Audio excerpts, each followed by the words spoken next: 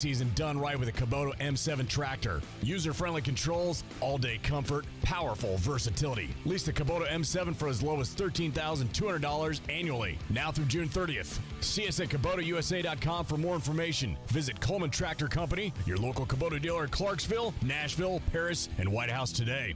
The clock is ticking on Genesis Diamond's amazing finance offer. You have until 5 p.m. Saturday to take advantage of the hottest offer of the summer. 5 years, zero interest financing on practically everything in our showcases. Get in now and splurge. Maybe treat yourself. How about a stunning $12,000 designer ring, complete with a GIA diamond for just $200 a month? It's the smartest, easiest, and best way to buy. Nothing down and no interest for 5 years. But hurry, this incredible offer ends Saturday and will not be extended. Only at Genesis Diamonds, Green Hills and Cool Springs. On approved credit.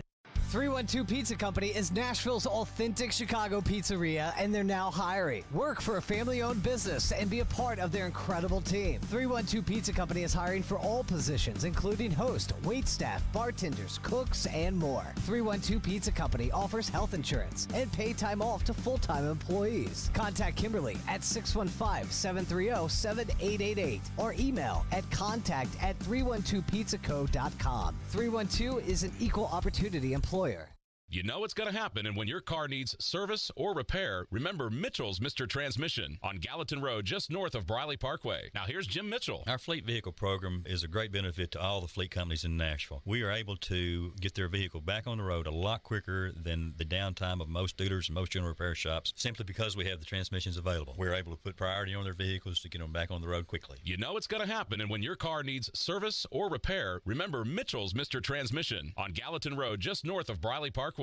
Finding the right person for the job isn't easy. Just ask someone who hired a drama coach to be an IT guy. Yeah, I'm having trouble logging in. I'm not buying it. Say it again, this time with feeling. I can't log in? Come on, man. I want to feel your struggle.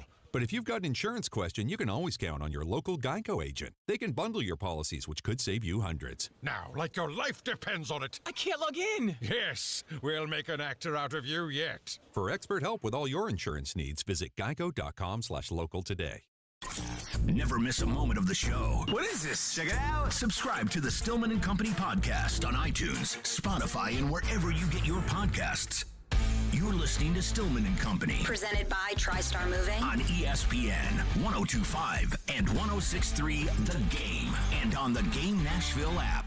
So how many teams do you think are hoping that Phillip does get to free agency? I think that if he makes it to free agency, there will be a lot of suitors. He's a 40-goal scorer. You know, if you guys just watch the Stanley Cup final, you know, Colorado could score. By the end, with all their injuries, Tampa couldn't, and that was the difference.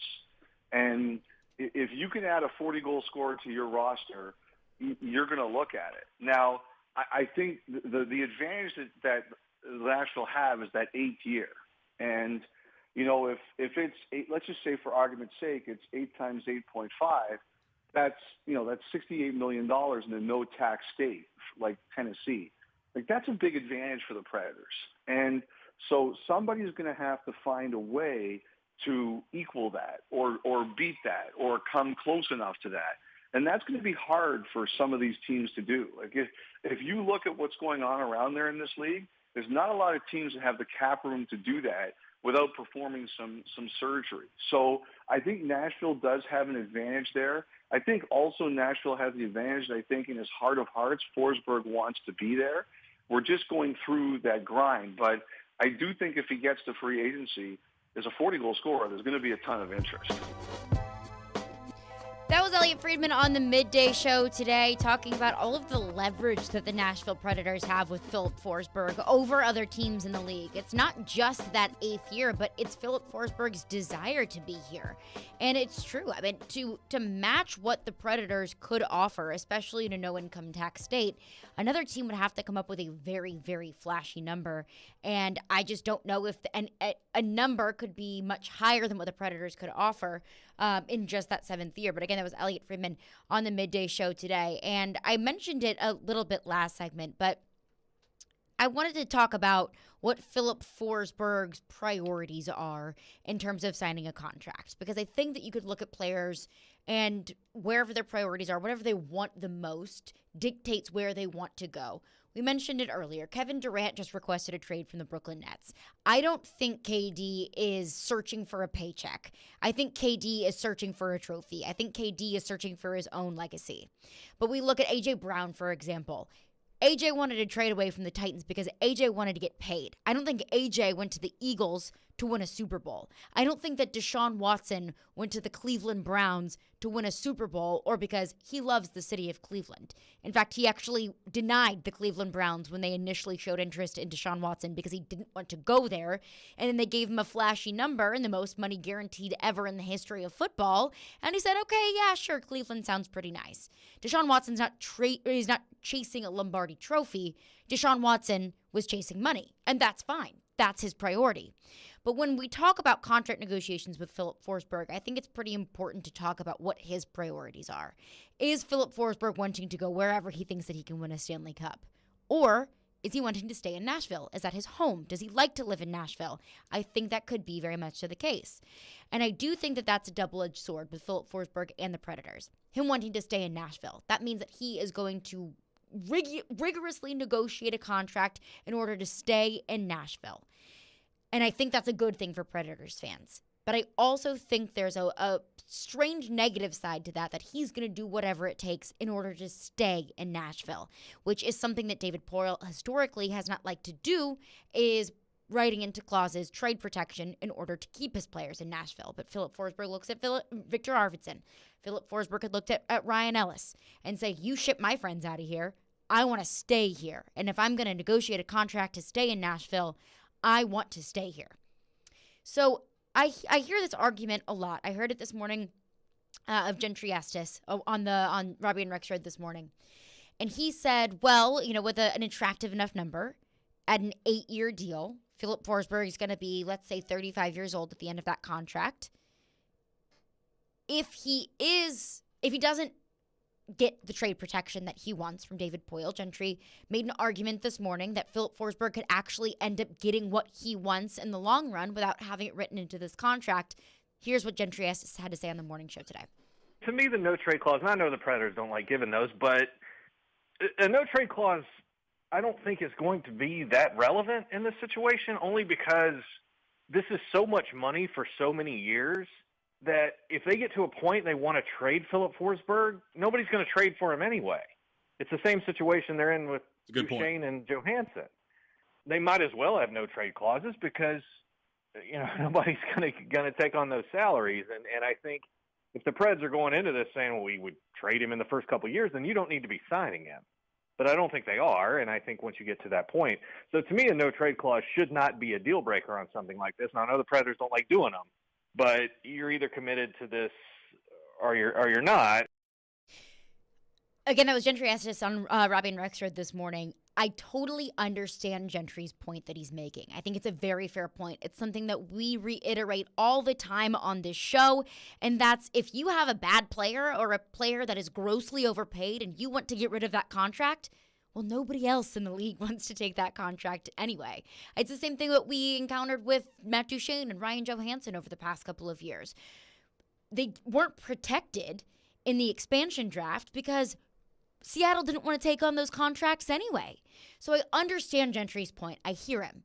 But I don't think that's what Philip Forsberg is thinking about in contract negotiations, is an inevitable step back in production and the fact that he's going to be, we can maybe assume, or you could say that in 4 or 5 years, he will be overpaid. And that's just the way that contracts work.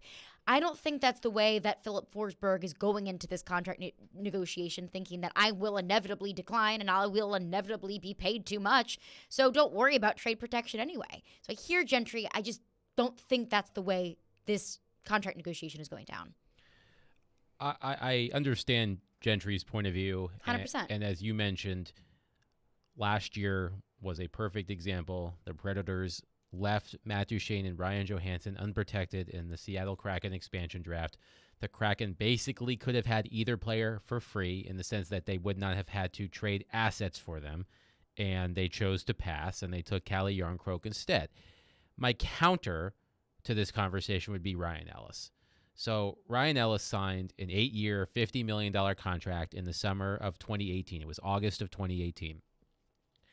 And Ryan Ellis at least in my opinion, took less than market value. He had a $6.25 million cap hit on the contract.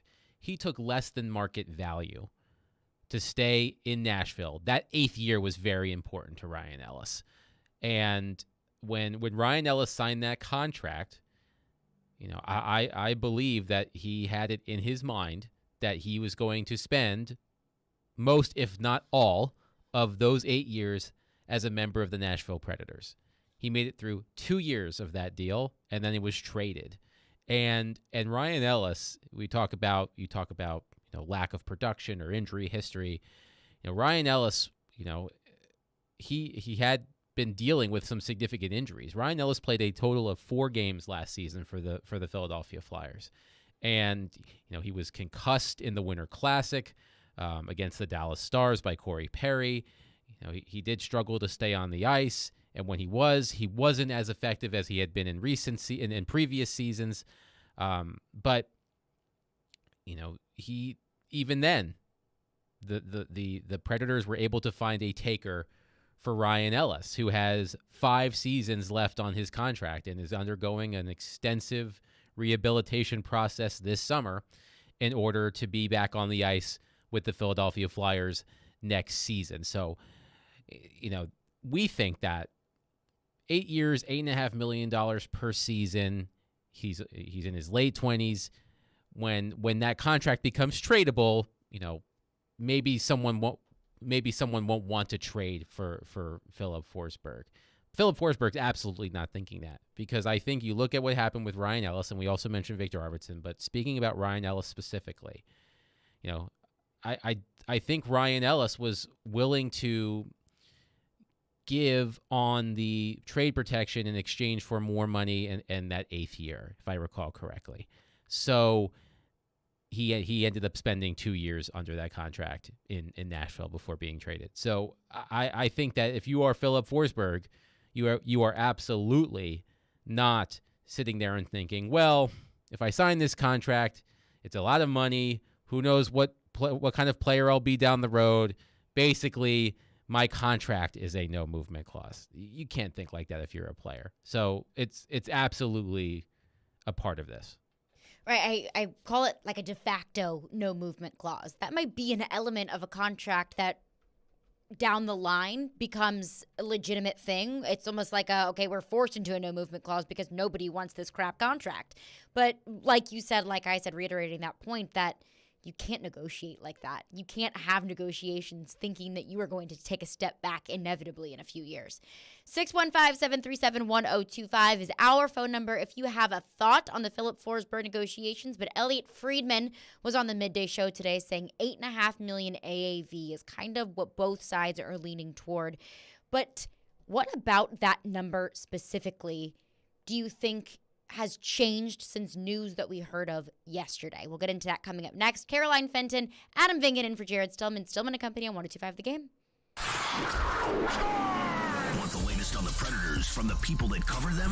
Heck of a year so far for the Predators. They've been so much fun to watch. Join Robbie Stanley for Preds Insiders every Monday at 6. I feel probably as good about this group of 6 on D. Presented by Dr. Kelly Rice on Smashville's best sports talk. ESPN 102.5 The Game and the Game Nashville app. Hey, it's Mike from Newton Ford South. I've got some good news and some bad news.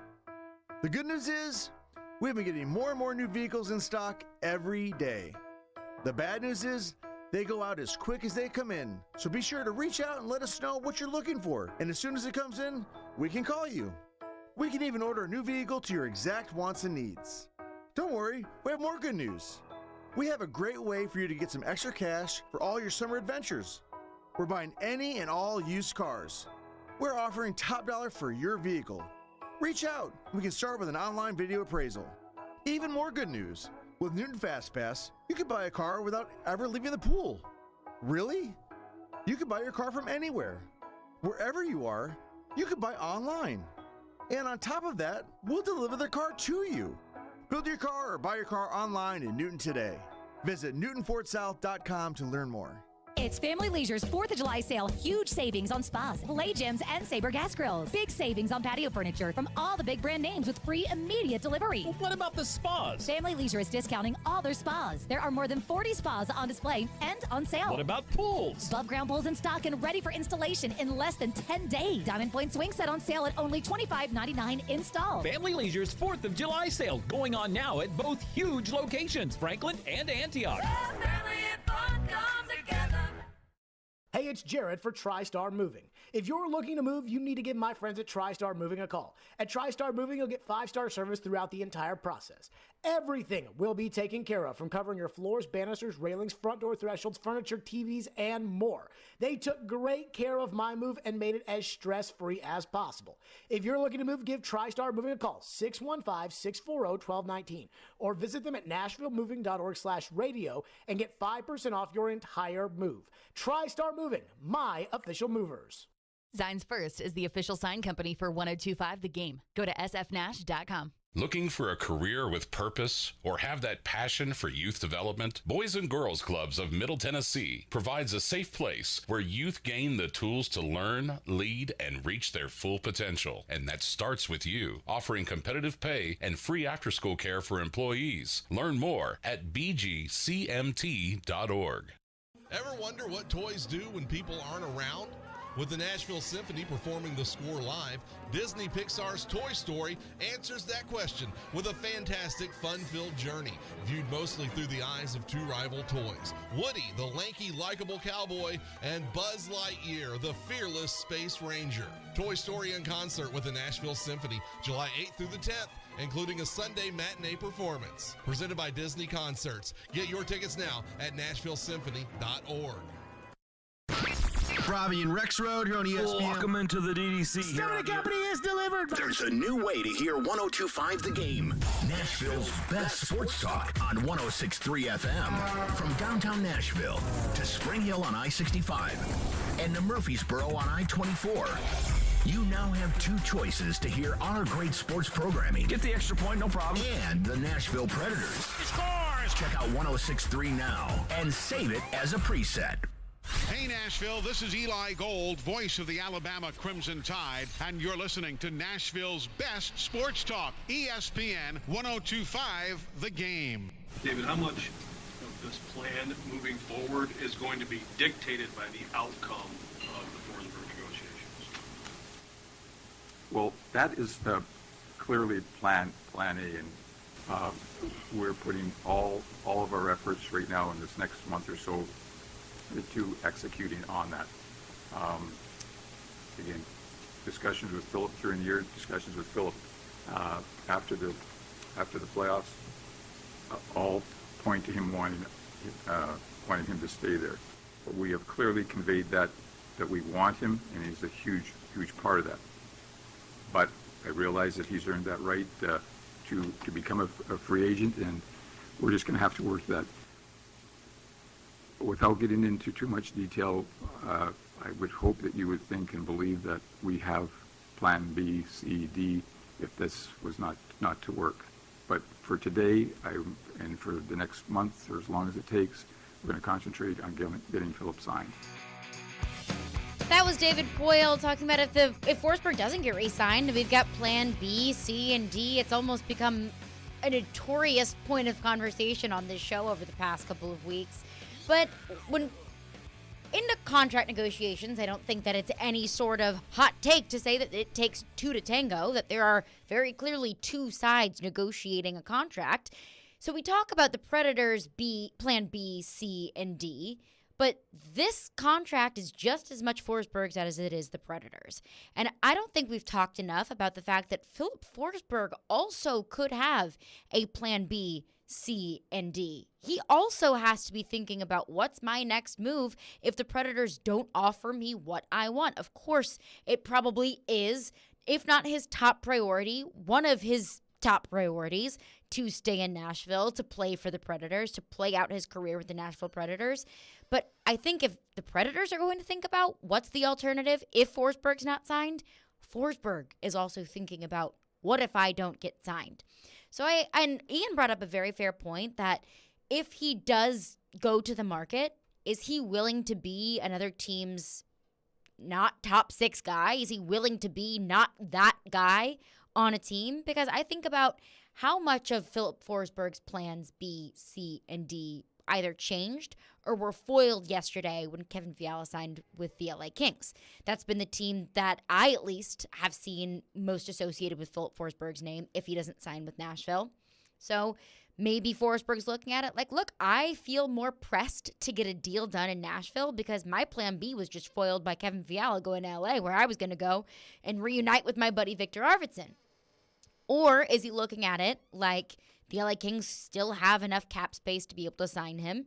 And Forsberg could say, I'm going into LA understanding that I'm not going to be the number one guy, that I'll be a role player offensively, but I'm not going to be that guy. So all of that to say, how much is Forsberg looking into his alternate plans, and how much have those plans changed after yesterday with the signing of Kevin Fiala in LA? Well, first off, it should be said, it was just made official by the Los Angeles Kings that they have signed Kevin Fiala to a 7-year contract with a $7.875 million cap hit.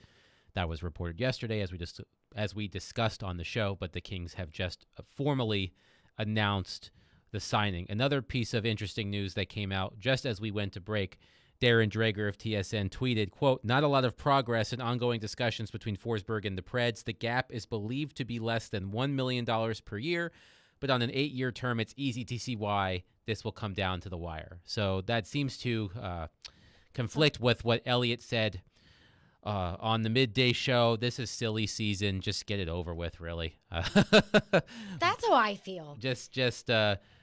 And I know $1 million is a lot of money. Either I or get off the pot, that. as the kids say. Exactly. So anyway, to your point, if you look at cap friendly and you sort by projected cap space, and this is an incomplete picture because you have to take into account, other teams' RFAs and UFAs and all of that. So I just sorted from least amount of cap space to most amount of cap space. So here are the teams that are at the bottom, the teams that have the most projected cap space according to cap friendly. Anaheim. Anaheim is a team that is a little bit behind Los Angeles in trying to get back to contention. We know that the Ducks were in the thick of it for several years. They never made the Stanley Cup final. In recent years, they did win the Stanley Cup about 15 years ago, but they lost to the Predators in the Western Conference final. They lost to the Blackhawks in the Western Conference final. And that team is certainly not the same. They're undergoing a transition, but a lot of really young pieces there. Trevor Zegras, Jamie Drysdale, and others. So, Forsberg would certainly be, a prominent member of that team. Detroit is next on the list. Detroit is, another rebuilding team. They're further away. Both of those teams are further away from, certainly the Red Wings are. The Ducks might be a little bit closer than the Red Wings, but one could argue that the Predators are at least still a playoff team, a playoff caliber team, while Detroit and Anaheim are trying to work their way back up. The same could be said for the next team on the list. The next teams on the list, Buffalo and Arizona. Then you have Calgary, but they have potentially to re-sign Johnny Gaudreau and Matthew Tkachuk, so that they don't really have that much space. Then Colorado. New Jersey's an interesting one because Kevin Fiala How does Colorado have all this cap space? Well, they have to. Well, the LA Rams of the NHL. Well, the thing about the Avalanche is they have to be careful just because the next season is the final year of Nathan McKinnon's contract. This is the steal of the century. He's making $6.3 million against the cap. Huh. He's going to be making 8 figures after that. So they have to keep that in mind. But they have a ton of unrestricted free agents. Valerie Nichushkin, Nazem Kadri, Darren Helm, Andrew Cogliano, Andrei Burakovsky, Arturi Lehkonen is a restricted free agent. Josh Manson is an unrestricted free agent. Darcy Kemper is an unrestricted free agent. So they have a lot of players that have to be signed. So that's sort of that cap space is a bit of a smokescreen, I guess you could say. Another team that would be interesting if one of their all-time greats left would be the Pittsburgh Penguins. Evgeny Malkin and Chris Letang both need new contracts.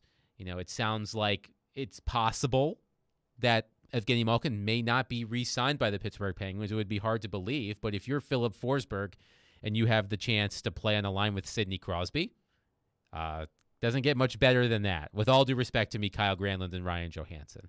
So I would be curious. I mean, they're not Sidney Crosby. No, they're not. But few, if any players are. But Pittsburgh's an interesting one. If Malkin leaves, and now of course Malkin is a center, but you would have the space to sign a player of Philip Forsberg's caliber, and they were just purchased by the Fenway Sports Group, so they have a lot of money. So when you look at the teams that have a ton of cap space, a lot of them are behind the Predators. Maybe they're on the rise and will bypass the Predators in a couple of years. I look at New Jersey, for example. I feel like they're a team that's starting to pick it up. But are they a playoff team for sure next year, even with Philip Forsberg on there? Maybe not. So when you look at the teams that have the space, now of course teams can go out and create space, but the Predators, from a competitive standpoint, compared to other teams that have a lot of cap space right now, that might be his best bet. And I'll look at the teams you listed: Anaheim, Detroit, Buffalo, and Arizona. I would say Detroit and Buffalo aren't necessarily desirable places to live, nor are they cup contenders. So I go back to, okay, what does Philip Forsberg want? So if he wants to chase the money and Detroit is willing to give him $9.5 million, then that feels like a no-brainer. But if he wants to stay in Nashville, or if he wants to at least live in a city that's not Buffalo, no disrespect to Buffalo, or if Buffalo was a legitimate cup contender, or if Arizona was a legitimate cup contender, whoever is willing to give them those moves would make sense. But just the teams with cap space that can afford an $8 to $9 million cap hit, it doesn't seem aligned with what Philip Forsberg would want, or really with what any player would want if money is out the window.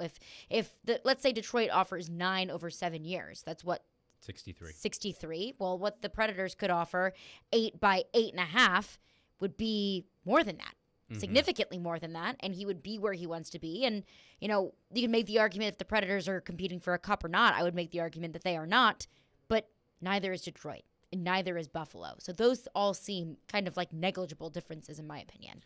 Yeah, and I think some of those teams, as I said, are on the rise.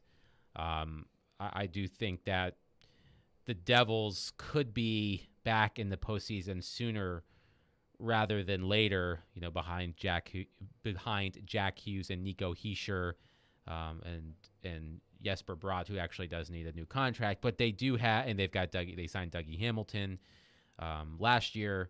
Their goaltending is an issue, but they are a team that has those young pieces that could, if they can figure it out, could be back in the mix in the Metropolitan Division. But yeah, when you look at all those teams I listed, some of them are maybe on their way back up, but are probably still a couple of years away from being a perennial playoff team. And some of those teams have been mired in rebuilds, namely the Buffalo Sabres, for a decade. So if it's about the money versus winning, there are not a lot of teams with a lot of cap space, just based on the cap-friendly numbers, that would give Philip Forsberg. He would be better off, if he wants to make money and win, would be better off staying in Nashville versus all of the teams I just listed. Nashville seems like the more perfect balance. With the possible exception of Pittsburgh, if one of their two players, Letang and Malkin, don't re-sign, and they want to make a splash to keep that window open, I could see Pittsburgh being, from a winning standpoint, more appealing to Philip Forsberg than Nashville. But if it's about money, this seems like the best place for that. In Pittsburgh, that's a very interesting element that you bring up. And I want to get more into that on the other side, because that's a big if. And there are two big things that have to happen in order for that to be a legitimate possibility. So we'll get into that coming up next. 615-737-1025 is our phone number if you have a Predators thought. Caroline Fenton, Adam Vingan in for Jared Stillman at Stillman & Company on 102.5 The Game. Robbie and Rex Road here on ESPN. Welcome into the DDC. Stillman & Company is delivered. There's a new way to hear 102.5 The Game. Nashville's best sports talk on 106.3 FM. From downtown Nashville to Spring Hill on I-65 and to Murfreesboro on I-24. You now have two choices to hear our great sports programming. Get the extra point, no problem. And the Nashville Predators. Scores! Check out 106.3 now and save it as a preset. From the Fox 17 News Code Red Weather Center, I'm Fox 17 News Code Red meteorologist Dan Guthrie. Partly cloudy this afternoon with isolated to scattered showers possible. High 92 degrees. Heat index up to 97. We stay here for the rest of the week.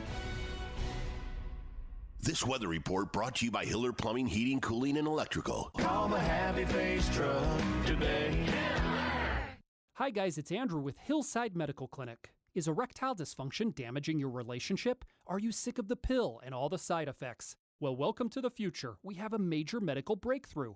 Hillside Medical Clinic uses the most advanced form of wave therapy. Backed by 60 clinical studies, our technology uses pressure waves to repair and open up blood vessels. We've helped countless men get rid of their ED. But what is the true end result? Their relationship, even their lives, improve drastically. If you're ready to regain your love life, call us right now, and not only will the assessment and ultrasound be free, we'll also give you a gift that produces immediate results in the bedroom. It almost never fails. This is worth $550, and it's free to callers right now. 615-576-5000. That's 615-576-5000. Put a stop to your erectile dysfunction and experience what I call the happiness ripple effect. Call Hillside Medical Clinic now, 615-576-5000. It's watching the top players take the ice. It's hard-fought games that end in victory. It's showing your favorite team to your favorite people. Secure your seats for the 2022-23 Nashville Predators season today to ensure you never miss a game at Bridgestone Arena. Plus, enjoy Nashville locker room discounts, exclusive presale offers, and more. Visit NashvillePredators.com/season tickets. Join the Loyal Legion today and paint the town Preds. That's NashvillePredators.com/season tickets. NashvillePredators.com/season tickets. Hey, Willie Donick here. Are you feeling the sting of higher interest rates and higher costs? Those credit cards and other loans are costing more and more every month, and inflation is making everything else more expensive. Your home can save you right now. Your home value is up, and there's a ton of cash in it that you can access with Loan Pronto. Loan Pronto specializes in zero-cost cash-out home refis. You can get tens of thousands in as little as 2 weeks. Pay off those 23% rate credit cards and other loans. Consolidate everything into one super low payment. People who do this usually cut $800 or more from their monthly budget. If your home mortgage rate goes up a point or so, it's offset by your credit card rate going to zero. So call Loan Pronto now and unlock that equity and wipe out the bad debt. Do it now. You can even skip your next 2 house payments. Call 615-499-5780 or go to loanpronto.com. That's 615-499-5780. Equal housing lender, NMLS 166-1781, subject to lender approval. Darren McFarland. I feel like we're a better playoff team. Willie Donick. You're in a window of a division you can win. Chase because we've talked so much about David Poile saying the Predators have plans B, C, and D, which they should. If Penn isn't on paper, then yes, there should be a backup plan. But Philip Forsberg also has backup plans as well, and we're looking into what those backup plans could potentially be. Looking into some of the teams with the most cap space that could afford to bring in an $8 to $9 million cap hit for Philip Forsberg. Looking at Anaheim, Detroit, Buffalo, Arizona, all 4 teams that aren't necessarily competitive for the cup right now, but that all depends on what Philip Forsberg's priorities are. Money, location, competing for a cup, all of those things matter when it comes down to negotiations. And as Adam and I discussed last segment, it seems like Nashville is kind of the perfect combination of all 3 of those things. Elliot Friedman reported on the Midday Show today that both sides are considering around $8.5 million, and we'll dig more into that, exactly what that number means. But $8.5 million, the 8-year deal, he gets to stay in Nashville, and the Predators likely make the playoffs as they have each year in the past 8 years. Now, I don't think that they can compete for a cup as currently constructed, but the Predators are going to win some games, and they're going to go to the playoffs. So Nashville is almost like the perfect balance of all 3 of the things that Philip Forsberg could be prioritizing. But Adam, you brought up the Pittsburgh Penguins. And if Philip Forsberg had the opportunity to play alongside Sidney Crosby, the Penguins adding a Philip Forsberg could be that last piece to kind of catapult them into being more of a cup contender. But there's 2 things that kind of have to be perfect to happen. The Penguins have to free up that cap space in order to afford a Forsberg contract. And in order to afford a Forsberg contract and opening up that cap space, there are a couple deals that have to get done. And also, Forsberg has to not like or has to think that the offer from the Nashville Predators is attractive enough in order to stay here. So the likelihood of those two things happening, I mean, it would have to be almost like the perfect storm. So, Adam, in your opinion, what do you think the likelihood would be that Philip Forsberg and the Pittsburgh Penguins, I almost just said Pirates, could align? I think it's highly unlikely. I do think as we've all sort of, look, I'm not going to go Jared 100% or 101%. Yes, 101, please. 101, I'm sorry. But I'm surprised he didn't go 110%. Well, he's not that confident. Now, 110 would be a little ridiculous. 101 is that sweet spot of, being rational and confident. Yes, I see. Yes. Our friend Jared Stillman, the king of rationality. I was going to say confident, yes. Rational, not so much. That's debatable. But I do believe that this will get done here in Nashville. But if we're just going to play armchair general manager here, the Pittsburgh Penguins. Something we do a lot on the show. Yes, the Pittsburgh Penguins are in an interesting position. If I recall correctly, the Penguins have not won a playoff series since they beat the Predators to win the Stanley Cup. I think that's right. Or maybe they've won one. But they really have not had one round. But they really have not had much postseason success. But, they still have Sidney Crosby, who is still an incredibly effective player. They have Jake Gensel. When you look at the things that the Penguins are currently trying to figure out are, will they re-sign Chris Letang, their number one defenseman for years and years and years, and Evgeny Malkin, the Robin to Crosby's Batman.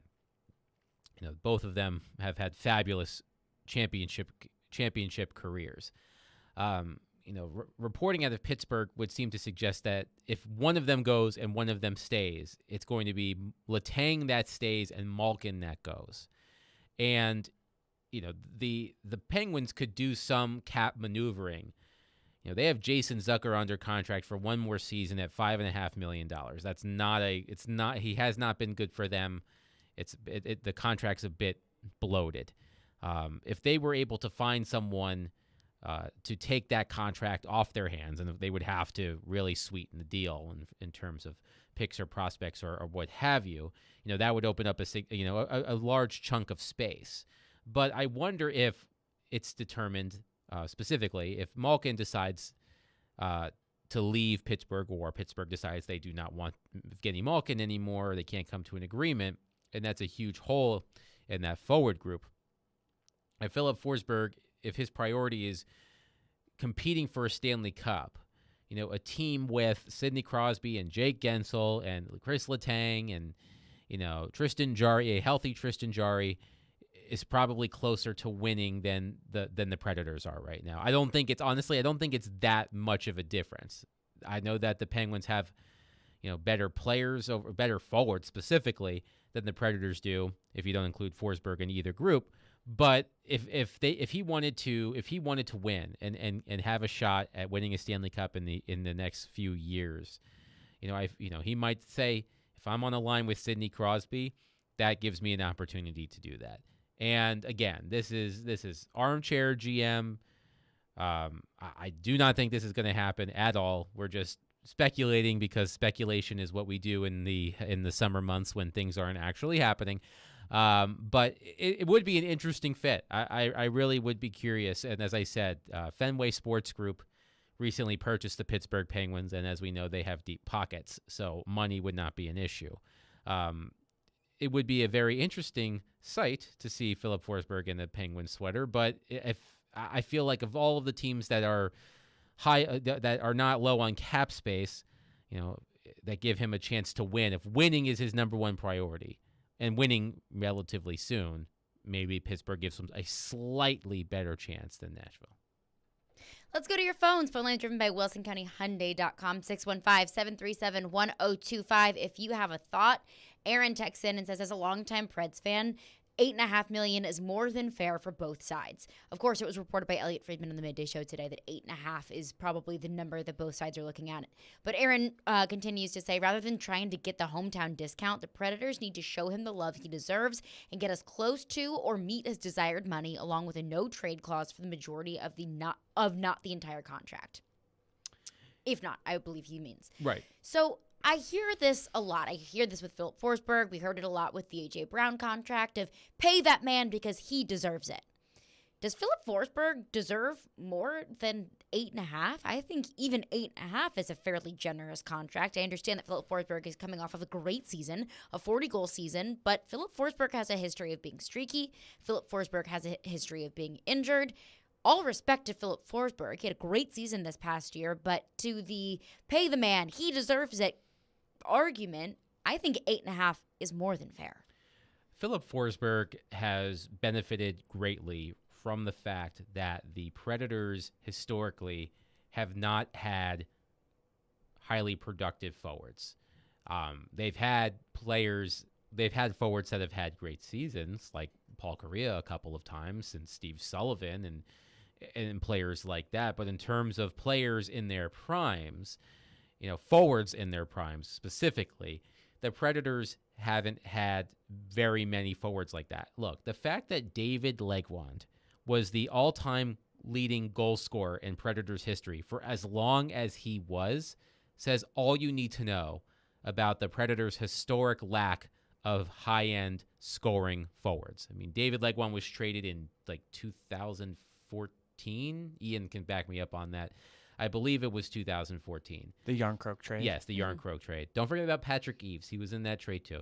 But my bad, Pat. But the fact that David Legwand it took 8 years for someone to bypass David Legwand, who is definitely not a scoring forward, says all you need to know about the Predators' lack of that particular sort of player in their franchise history. So Philip Forsberg has absolutely benefited from that because, by comparison, he looks even better. Now, when you compare Philip Forsberg's body of work to players on other teams, as we did yesterday, he doesn't look as good.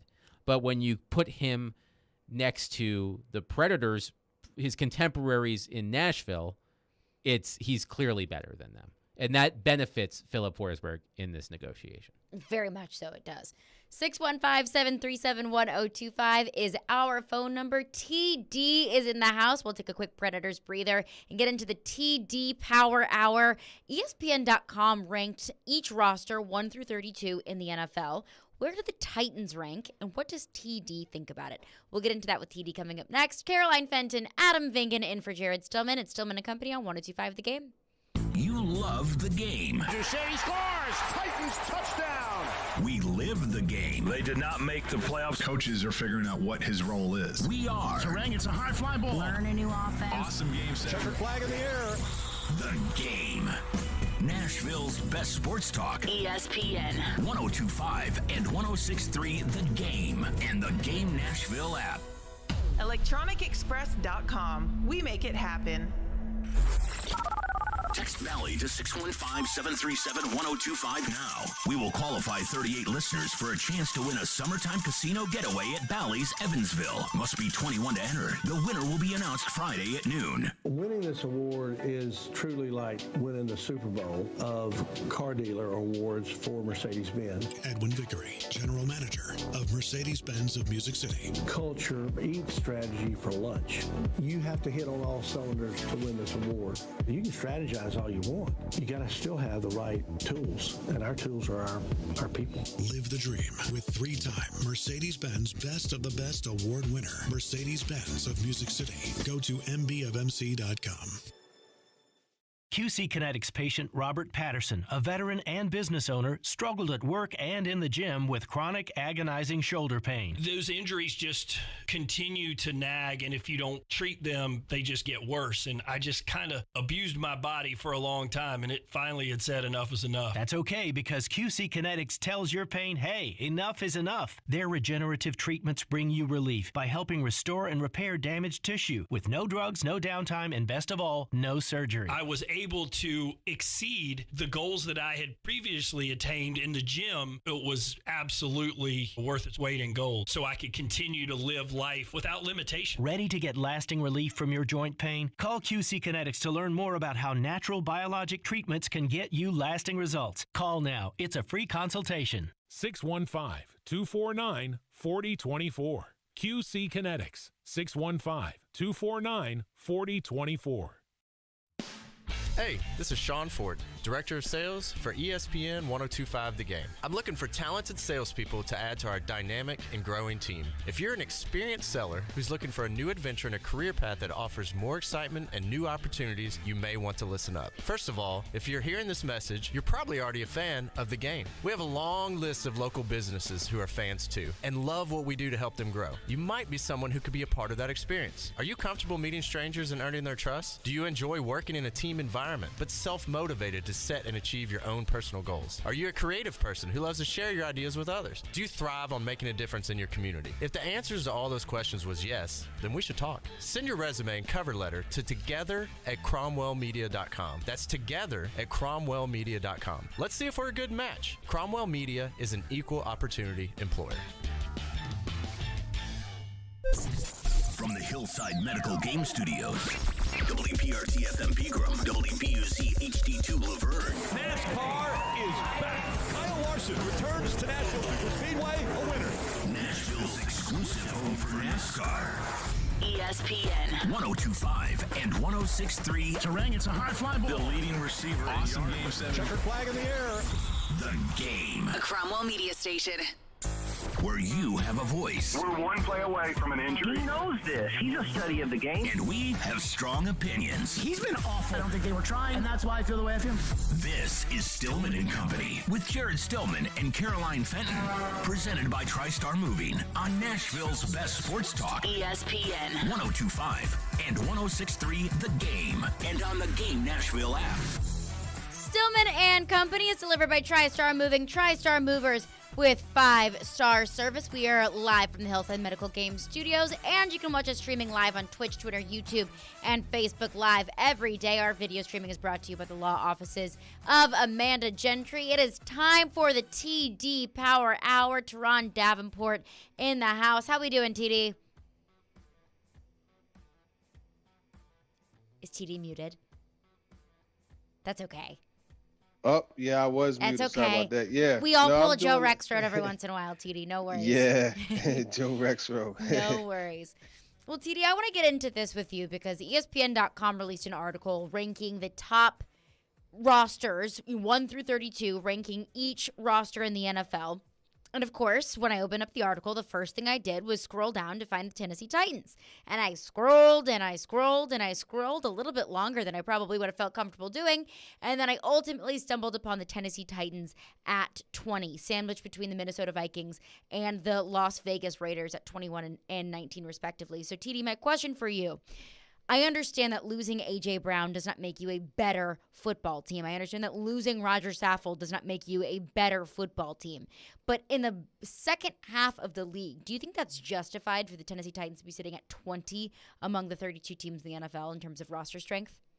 No, not at all. I think it's crazy to have it that low. And obviously, you know, it's the same outlet, but very much a different opinion. And I think when you look at this Titans team, that defense alone puts them in the upper half of the rosters in the NFL. And the offense isn't that bad. As you said, losing A.J. Brown is never going to make a roster better, but they did bring in a pretty talented guy in Robert Woods, obviously coming off an injury.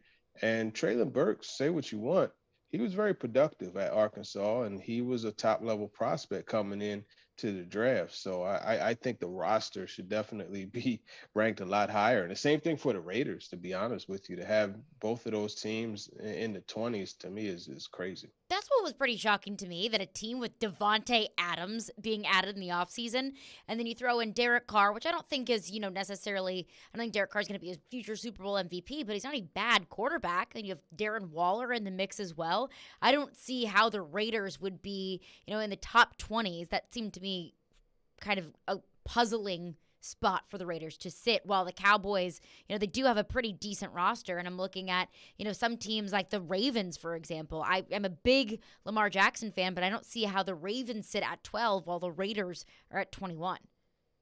Yeah, well, I think when you look at the Ravens, their defense is really good, but offensively, especially the receiver position, there's a lot to be desired there. That might be one of the most troublesome or unproven receiving cores in the league. So, yeah, to have them 12 is really interesting. But that's what these rankings do, right? They always create conversation, right, wrong, or indifferent. You're going to say you agree with this and disagree with that, and that's the way it works.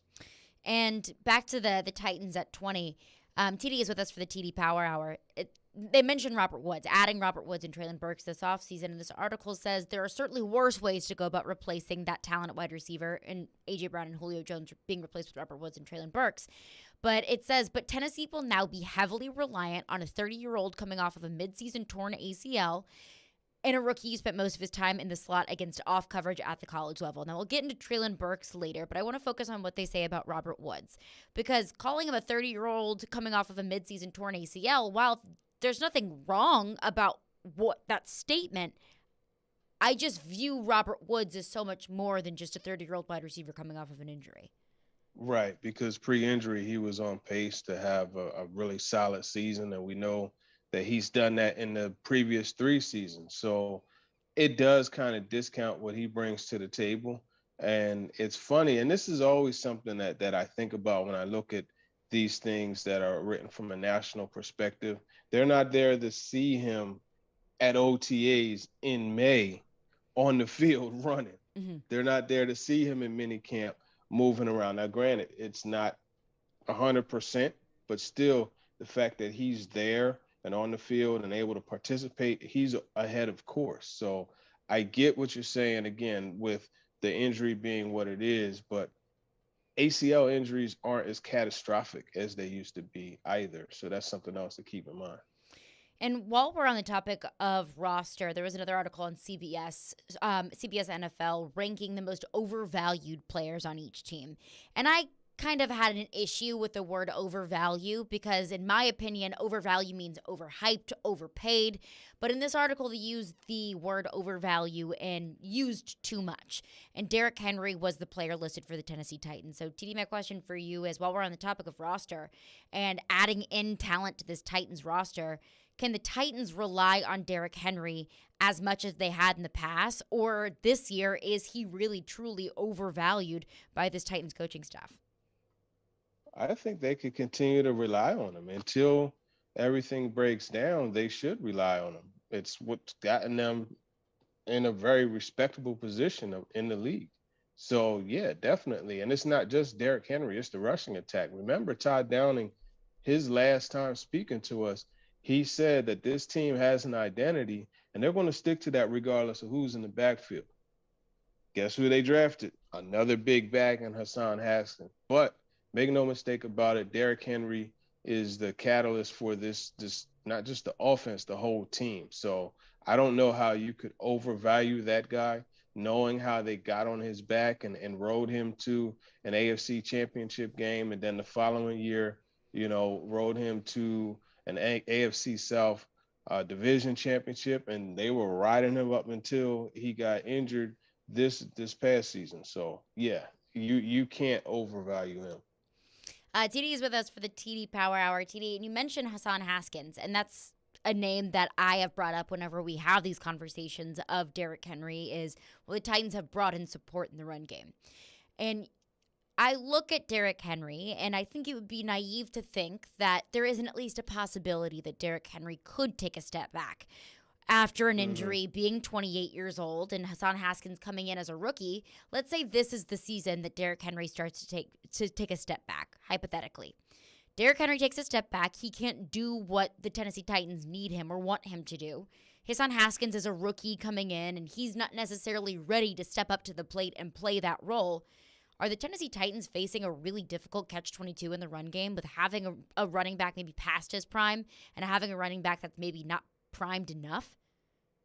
No, I don't think so, because I think you could still, and they've shown that you could still get production out of the position with a committee type of approach. Now, I think that will kind of shortchange Derrick Henry because I feel like he's a guy that you want to continue to give carries to because you'll have a 1 yarder, a 2 yarder, a -2, and then a 60, and then everything balances out. And that's just the way it works with him. As far as Haskins is concerned, there's still plenty of time for him. So I don't think it's like, he's a top 10 pick where you have to get him on the field. There's time to work him into the mix.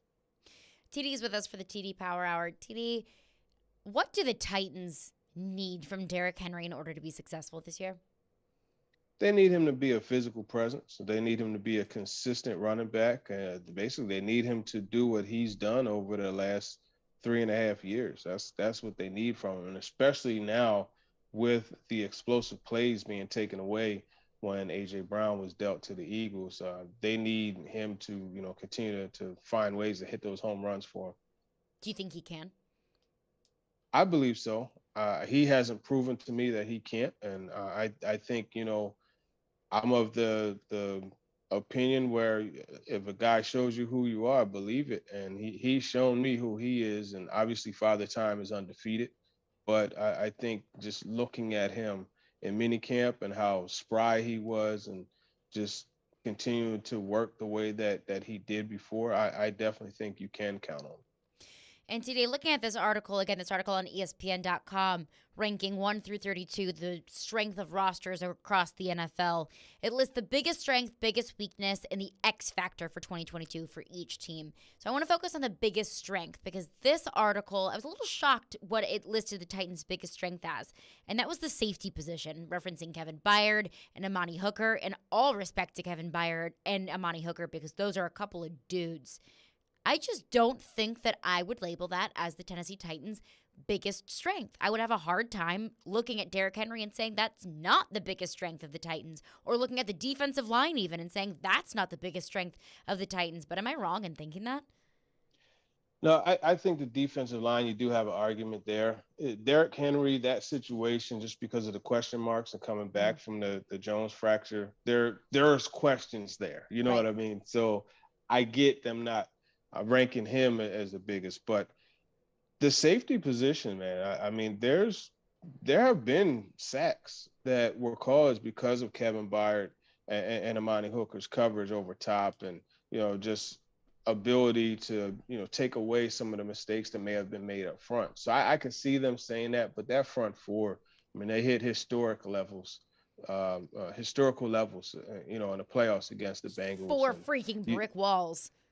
Yeah, and I think, when you have a budding star like Jeffrey Simmons and you have a guy who is establishing himself like Harold Landry and Bud Dupree is a set guy, like this Danico Autry just playing both, and then you got the influx of youth with Rashad Weaver, you got the run stopper and Tierra Tart. I think that front four, that group collectively, they are something special. 615-737-1025 is our phone number. TD is with us for the TD Power Hour. We'll also get to your questions for TD at the end of this hour, so make sure to get those in. 615-737-1025 is our phone number. Now, coming up next, which players, if any, does TD think that the Titans should bring in before training camp in order to bolster up that roster a little bit? We'll get into that coming up next with TD. It's the TD Power Hour on Stillman & Company. What's up? It's my official sportsbook app, the FanDuel Sportsbook app. Step up to the tee and take a swing on betting the PGA Tour on FanDuel Sportsbook, because right now new customers can bet the tour with a no-sweat first bet. If you don't win, you'll get up to $1,000 back in free bets. They've got great options for you, so you can use your no-sweat bet on a player like John Rahm or to finish outright or finish in the top 20. And you could win head-to-head matchups and much, much more. FanDuel they've got great promotions. It's a safe and secure app, and you get paid fast. See for yourself why FanDuel is America's #1 sportsbook and my official sportsbook app. Download the FanDuel Sportsbook app and sign up using the promo code JGM to get started with your no-sweat first bet up to $1,000. That's promo code JGM.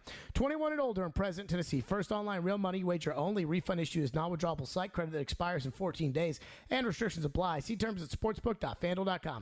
Gambling problem? Call the Tennessee Red Line at 1-800-889-9789. Join 102.5 and 106.3 The Game and Newton Motor Group this summer to help kids in Middle Tennessee. We're teaming up with Souls for Souls to provide shoes to children experiencing homelessness in Nashville and the surrounding area for back to school. Our goal is to raise $20,000, which will provide 1,000 pairs of most established cellular networks available.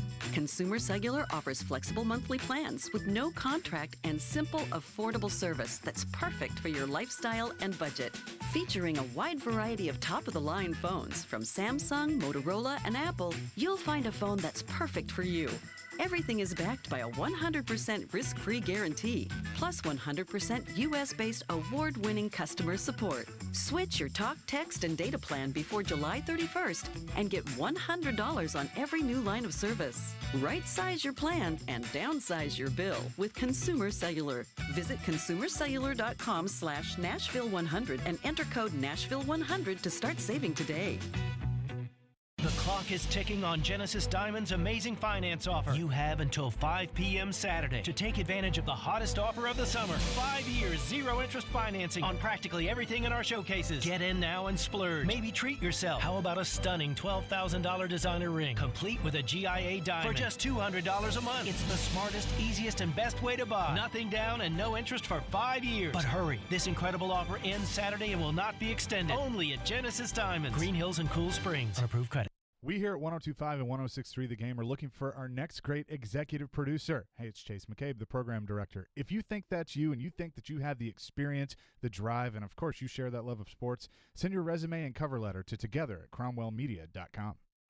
It's on. It's happening. Remember, you can watch us on YouTube, Facebook, Twitch, and Twitter. Get out of the way. I'm watching the game. Presented by the law offices of Amanda Gentry. You're listening to Stillman and Company. Presented by TriStar Moving. On ESPN 102.5 and 106.3 The Game. And on the Game Nashville app. What do you want players to do from the time they leave here until camp starts? What would your message be on how to get? Well, this is the most critical time of the offseason. We talk about the 9 weeks of OTAs, but, these next 5 weeks will be the most critical time from the end of the season because we'll have the rookies here, Jim. We talked about that yesterday. You asked about that yesterday. So Frank and everybody in the weight room will be working hard with them. It'll be hot. That'll be great for these guys to get out and get some of that and train in that. But then everybody kind of goes away. And so you don't want to lose what we've put in and then come back and be ready to go mentally and physically. The most critical part of the season, says Mike Vrabel, is this 5-week period in between mandatory minicamp and training camp, and it's so critical for players to get themselves in shape, mentally ready, physically ready for the season, but it's also the time for the Titans to get their roster ready. So, TD, my question for you is I'll list off some potential free agents that the Titans could sign, and you tell me what you think. Is it something that the Titans think is worthwhile, worth bringing them in, or don't even worry about it? First and foremost, Will Fuller. It's a name that has been thrown around so much in this Titans offseason. It's just adding a little bit of depth in the wide receiver position. I have my thoughts on it. TD, your thoughts on potentially bringing in Will Fuller? Yeah, I think a low-cost deal wouldn't hurt, but you have to bring him in with the thought that, look, you can't rely on him. This is someone who hasn't played a full season in quite some time, but when he's healthy, he definitely is familiar with the offense and he's been productive in it. So at the right cost, yes, and with the right understanding. And I'm with you that if Will Fuller is brought in, it needs to be on a pretty low-cost deal. But my number one problem with that is I believe, bringing in a veteran wide receiver, a free agent wide receiver would be simply for insurance sake. If Treylon Burks isn't ready to go, if Robert Woods isn't 100%, all of these ifs that aren't crazy to think that could come to fruition. So Will Fuller would be kind of an insurance pickup. But Will Fuller has historically not been available consistently year in and year out. So what happens when you need to bring in insurance for your insurance? Yeah, well, I think you bring him in with the understanding of that. And then if you have to have insurance for that insurance, that's where you rely on your younger guys, and Des Fitzpatrick, Racey McMath, if Josh Malone makes the roster, those types.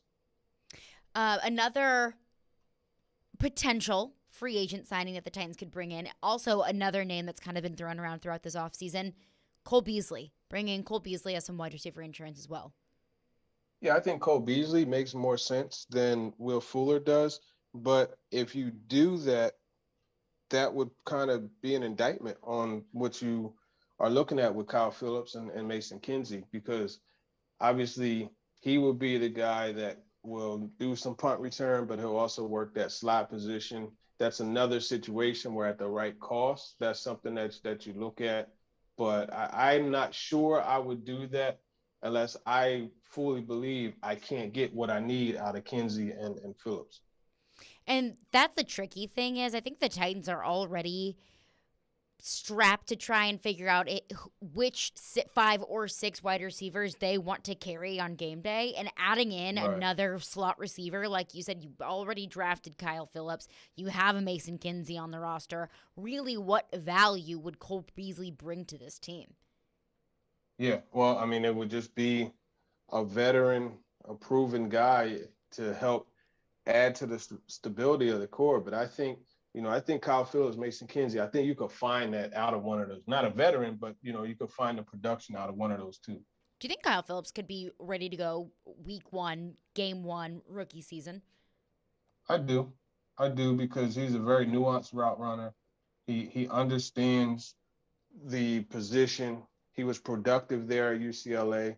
And then he also gives you that blocking aspect, which is underrated with him. But he knows, the no block, no rock concept. That's basically, what you're learning there when you're playing for Chip Kelly.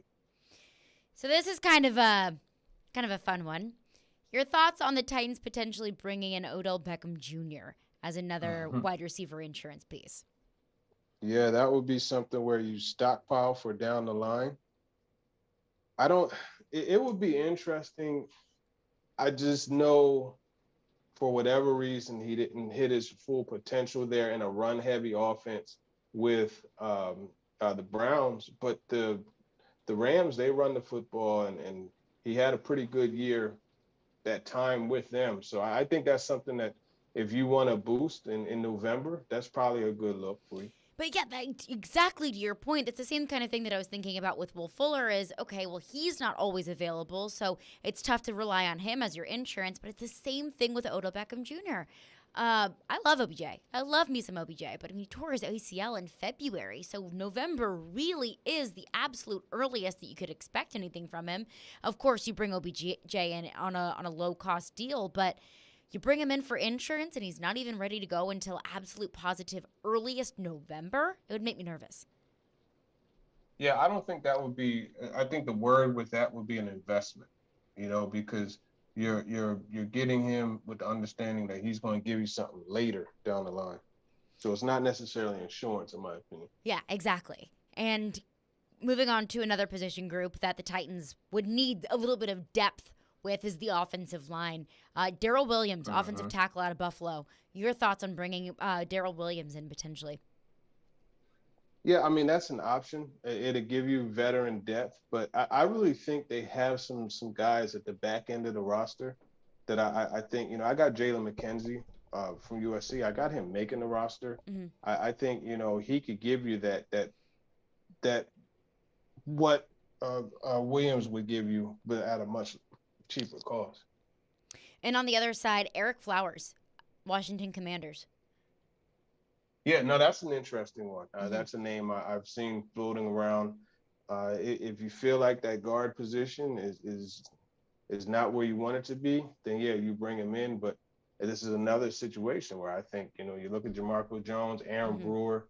I think with those guys, you could get what you need out of that left guard position. And that's why I look at Eric Flowers, and while, he's a good player, I don't see necessarily a pressing need for guard. I think the Titans, if they did bring in Eric Flowers, you could do a little bit of swinging around, moving around there. But I look at the tackle position more than anything. With so many questions around if Dylan Radins can win that spot, is Nicholas Petit-Frere ready to start at either the right tackle position? I just see a lot of question marks at tackle, and I would rather focus in on that. Of course, you can move guys around, but I'm under the impression that Eric Flowers is a guard, and with so many puzzle pieces moving around on the offensive line, I'd rather the Titans bring in more of a sure thing. Yeah, I mean, he started out as a tackle, and as you said, currently a guard. I think really Dylan Radins is their answer at right tackle. Mm-hmm. I just want to see how much of an answer that is, right? So, yeah, the way that they and what's go the plan about if it's the wrong answer?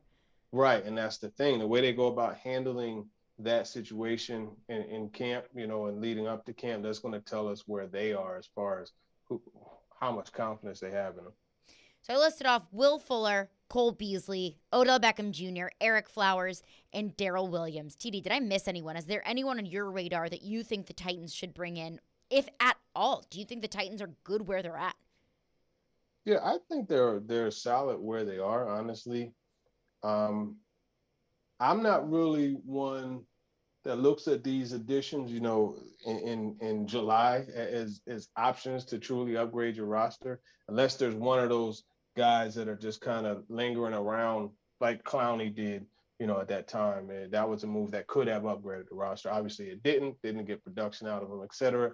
But that's the rare situation where I think you could have a good shot at making yourself better. 615-737-1025 is our phone number. Now, TD had a prediction for Malik Willis. When could we potentially see him out on the field taking that starting job? I want to break that down with TD. Coming up next, we'll also get to your questions for TD, so make sure to get those in as well. 615-737-1025. Caroline Fenton, Adam Vingan in for Jared Stillman. It's the TD Power Hour with Teron Davenport. Hi, I'm UC Saros. And this is Nashville. Now here's a try off to the side. What a stop made by UC Saros there. Unreal. You're listening to the flagship of the Nashville Predators radio network.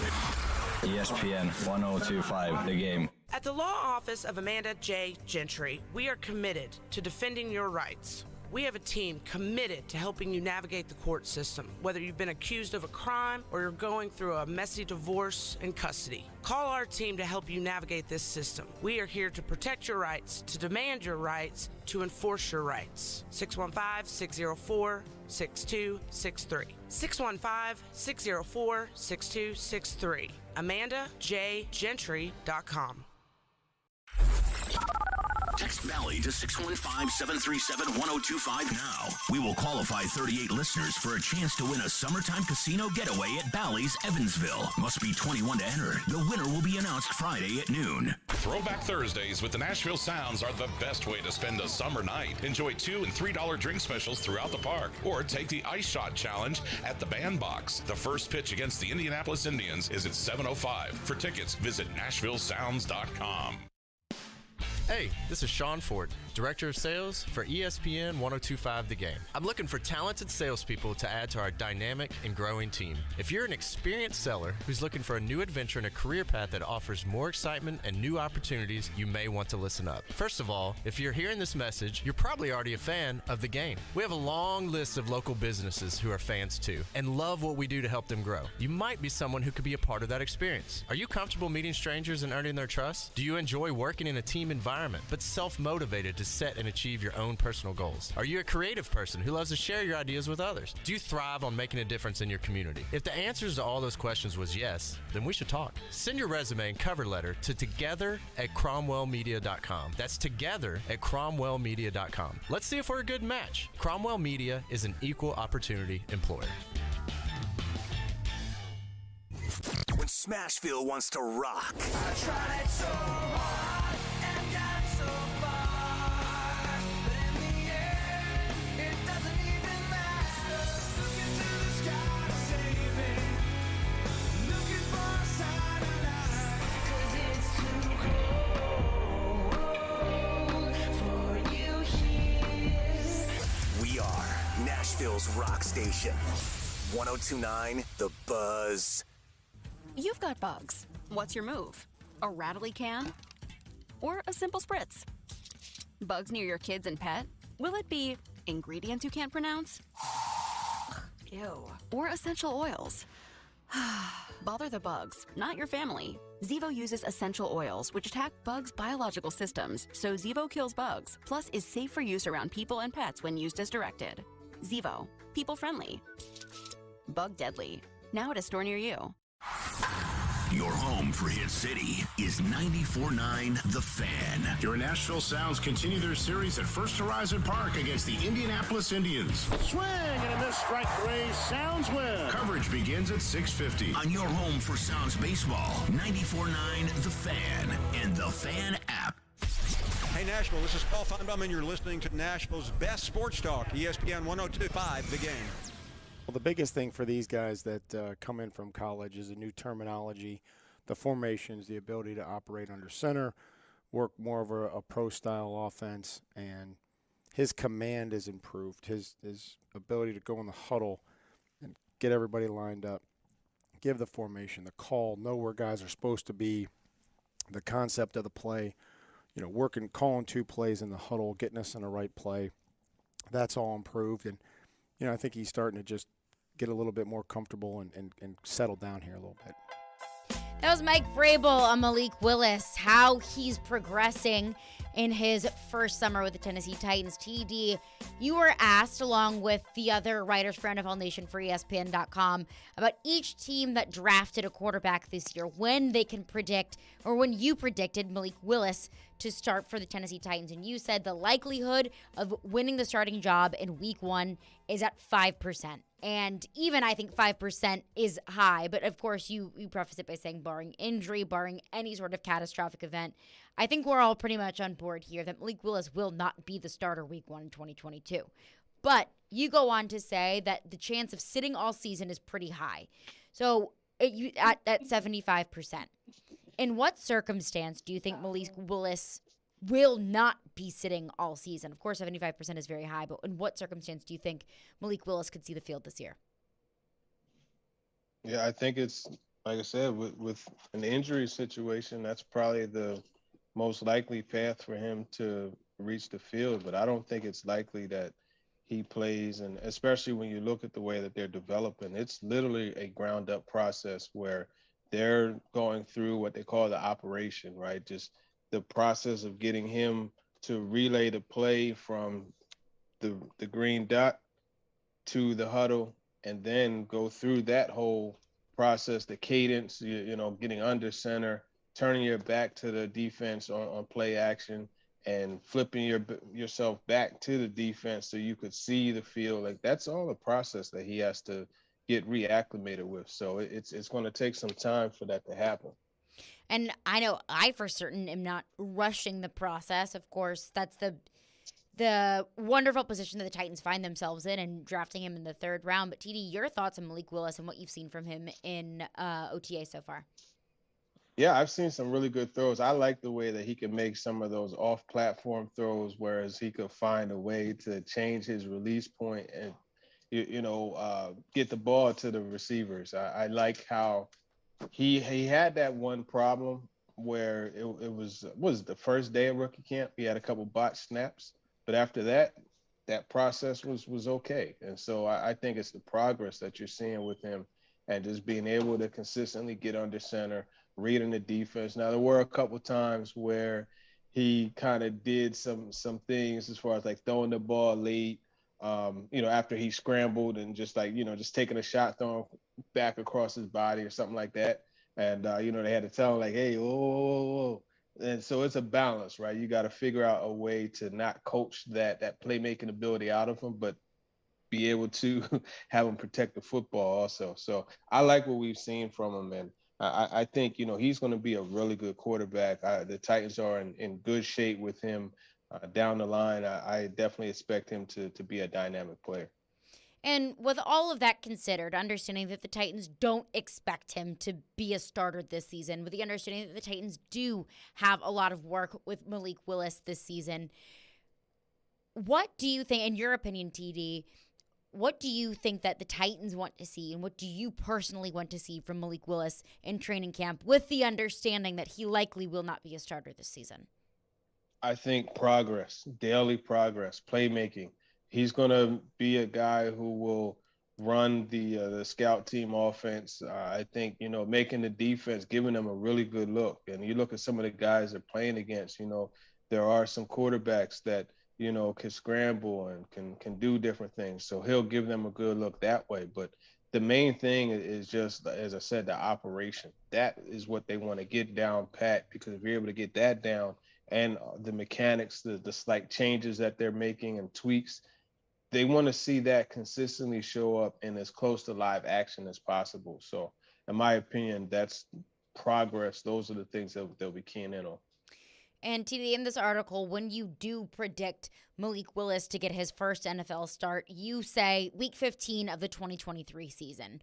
What about that do you think is a fair projection for Malik Willis? Yeah, well, let me say this. I reluctantly did this. I didn't want to do this assignment at all, because it's really just you really don't know. Right.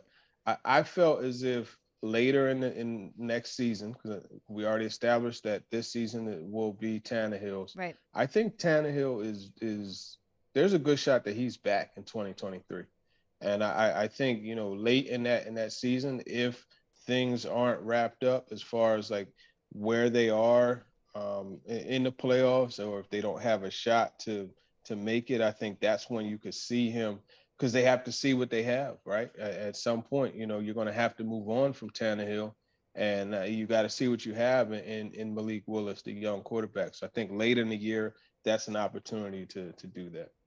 TD is with us for the TD Power Hour. TD, shifting to some of the futures on the sports books, it was listed that Mike Vrabel had 8-1 odds to either get fired or resign in the 2022 season, which was just absolutely shocking to me, because I look at this Titans team and I would say the one thing that could give you the most confidence out of anything is Mike Vrabel. So in your opinion, TD, is Mike Vrabel on the hot seat? I think Mike Vrabel has as much of a chance of leaving Nashville as I do, and I plan to be here for quite some time. As does he. Yeah, and I don't see how this man could be on the hot seat.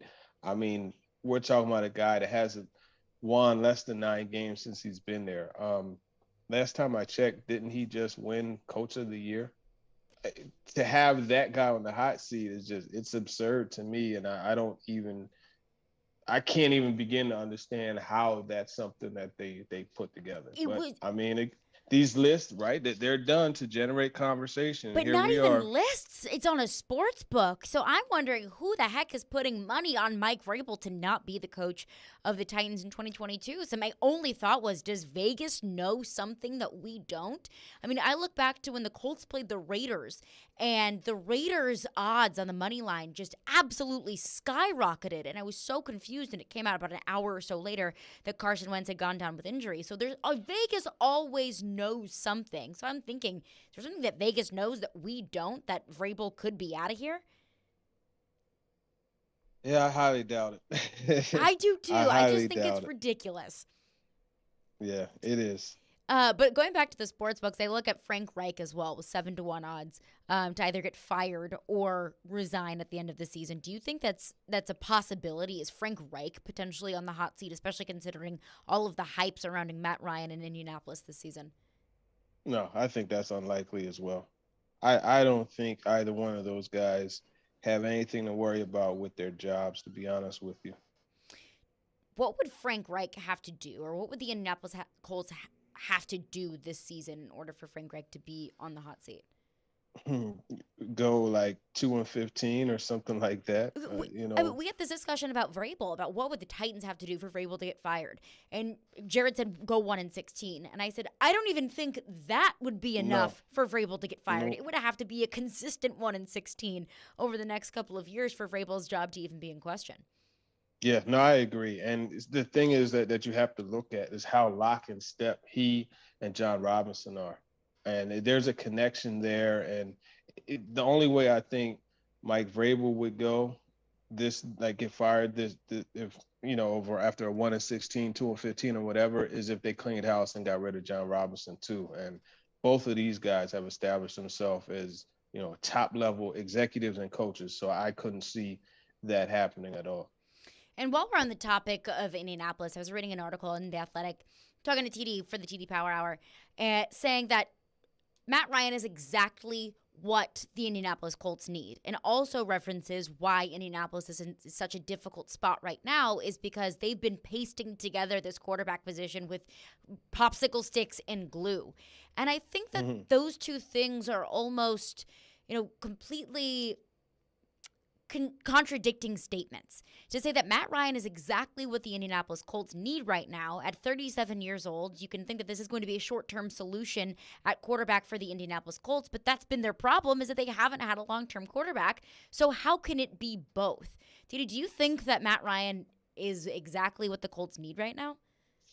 I don't think he's exactly what they need. I think, he'll help this temporary situation, but, you want to have an idea of how your quarterback situation is going to be, in over the next 5 years. And I don't know that Matt Ryan will be around for that long. And even the guy that we see now, everybody's making a fuss about it, but I mean, he's a solid quarterback, but I don't think that it's necessarily time to cancel Christmas in Nashville because the Colts are going to be the AFC South champions. I don't believe that. You don't believe that the Colts will be the AFC South champions? I don't believe they're going to be the AFC South champions. And I don't believe, more importantly, I don't believe that Matt Ryan instantly makes them the front runner, the team that's going to win it. I don't believe that. Yeah, I think that's fair. I think that Matt Ryan absolutely is a step up from Carson Wentz, but I don't think that adding Matt Ryan all of a sudden makes you a Super Bowl contender. Right. 615-737-1025 is our phone number. Get your questions in for TD. If you've got a Titans question, TD is here to answer it. 615-737-1025 is our phone number. But before we get to your questions, I've got to let you all know that we are your racing station. 1025 and 1063, the game is Nashville's home for NASCAR. Tune in this Sunday at 1 p.m. for the Quick Trip 250.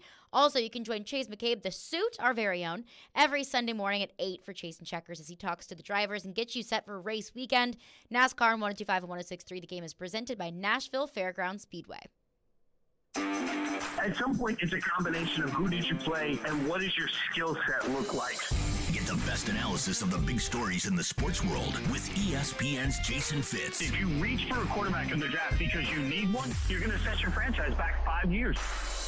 Join Fitzy every Wednesday at 4:30. Presented by Blood Assurance. Jason Fitz. I am 5'9.5" on ESPN 1025 and 1063 The Game and the Game Nashville app.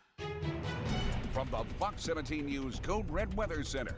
I'm Fox 17 News Code Red meteorologist Dan Guthrie. Partly cloudy this afternoon with isolated to scattered showers possible. High 92 degrees. Heat index up to 97. We stay here for the rest of the week. This weather report brought to you by Hiller Plumbing, Heating, Cooling, and Electrical. Call the Happy Face Truck today. The Specialized Recruiting Group takes an individual approach to placing people in jobs, and they're ready to help you find your next opportunity. Visit srgexpress.com for your next role. Parman Tractor and Equipment is your one-stop tractor and equipment solution and Middle Tennessee's Link Belt and Takeuchi dealer. No matter how you're getting there, start with Parman Tractor and Equipment. Rent or purchase a track loader, mini excavator, large excavators for your job site, or something in between. Their service and parts team will get your work site up and running in no time. Parman Tractor and Equipment will come to you for service if needed. Visit ParmanTractor.com for more info. Your Middle Tennessee Link Belt and Takeuchi dealer, providing totally outrageous customer service. We're saluting 4 more of our teammates at Cromwell Media this month. Cindy Johns in sales has been here 20 years. Lakin King, who handles all our commercial logs, is enjoying 13 years. Operations manager Ace Swartz is toasting 12 years with us. And Chase McCabe, program director for our Sportstalk stations, chalks up 10 years. That's 55 years of combined experience with our company. There's a reason for that tenure. We value our employees and do our very best to create a great work experience. Check us out at together@cromwellmedia.com.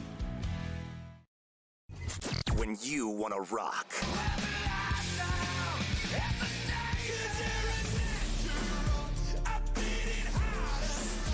Let's go, don't wait.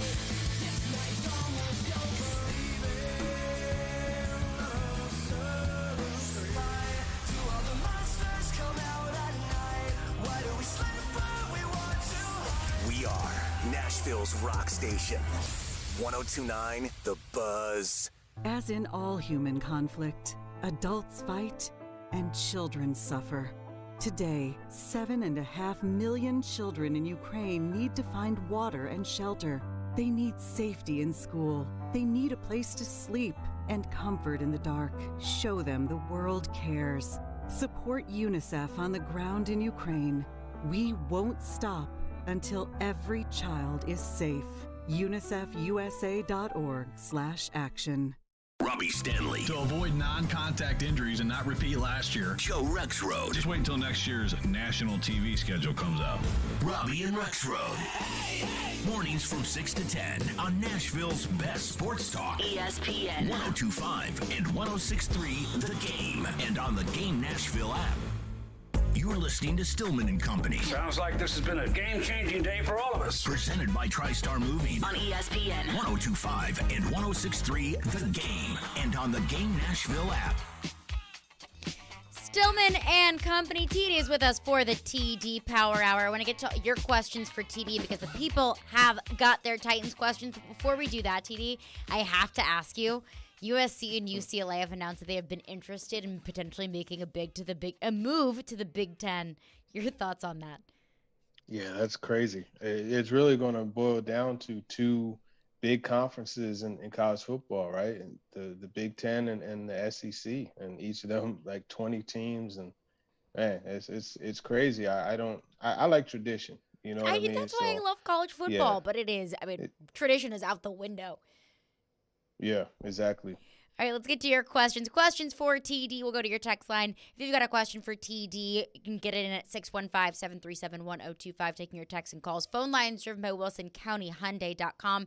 One texter texts in and asks exactly about that and asks TD, if there are two major conferences in college football, how could that potentially affect the draft? I don't think it's going to affect the draft too much. One thing that it would do a lot for is giving you an opportunity to see top-level prospects go against each other. And that was one of the things that I really liked about Roger McCreary, watching him go against the Alabama guys, watching him go against Traylon Burks in Arkansas. You got to really see him. You could really evaluate him better because you're seeing him go against guys that are going to play on Sundays as opposed to guys who are going to be doing whatever once they're done college.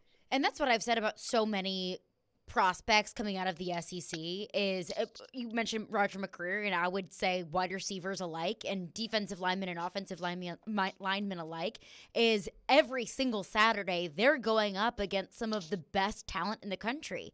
And to me, in my opinion, I think that's mostly isolated to the SEC. Of course, when you have your Ohio State and Michigan matchups, you see that as well, but it's more consistent in the SEC than it is any other conference. So I think that once you start to get more talent within those conferences, it will be a lot more fun to watch. It will be a much more competitive product. You're right.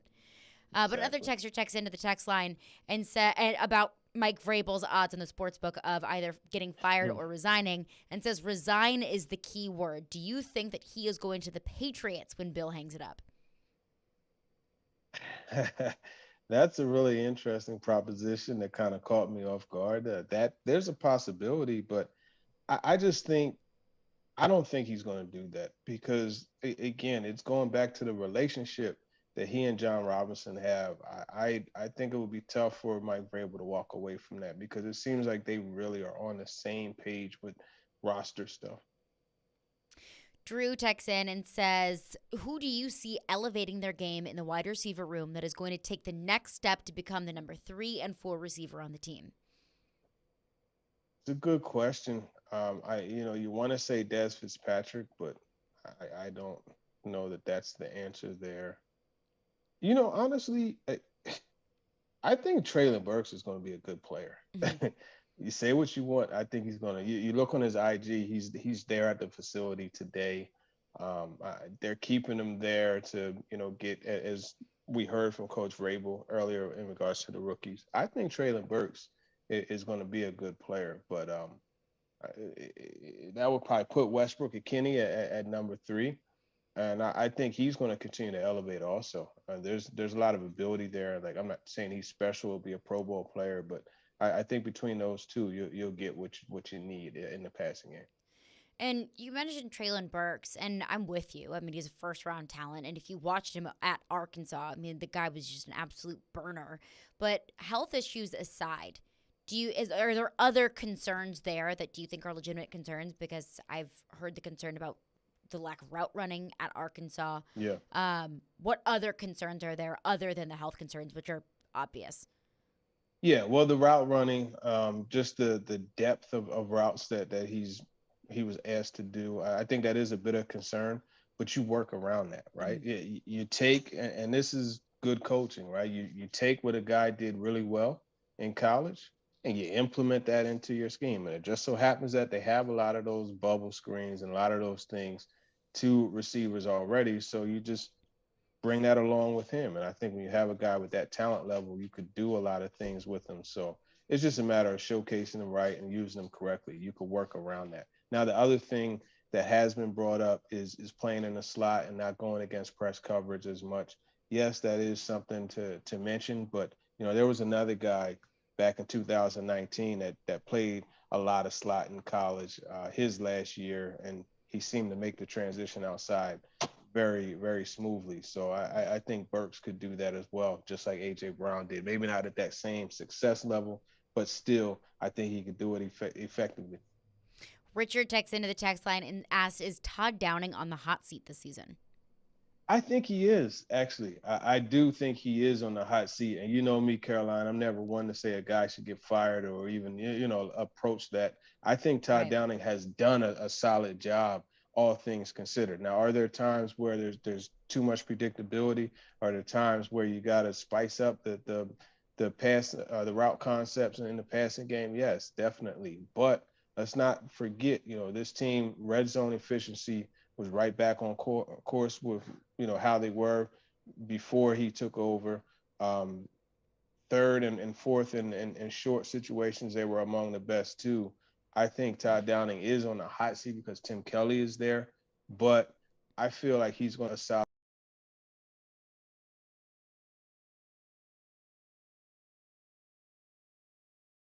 And we have a couple texters texting in about this, so I'll just kind of summarize it while you bring up Tim Kelly. What exactly do you think his role is going to be? I think it's to add to the passing game. He is a pass game coordinator, so it will be to add different concepts and things like that to spice up the passing game. They have to find more ways to make big plays, and it's not just down the field throwing, which you need offensive line help to do that. I think it is going to be to just be another voice, another chef in the kitchen, so to speak, and that's something that we saw benefit the defense when they did that with Jim Schwartz being added to the staff, and I think they're looking for the same type of addition with Tim Kelly. And while we're on the subject of the passing game, our dear friend Chris Sanders was on the show yesterday, and he said with the addition of Austin Hooper and Robert Woods, this Titans offense can transition from a run-first offense to a pass-first offense, which I thought was a bit exaggerated. But do you agree or disagree with Chris Sanders? Can this be a pass-first offense?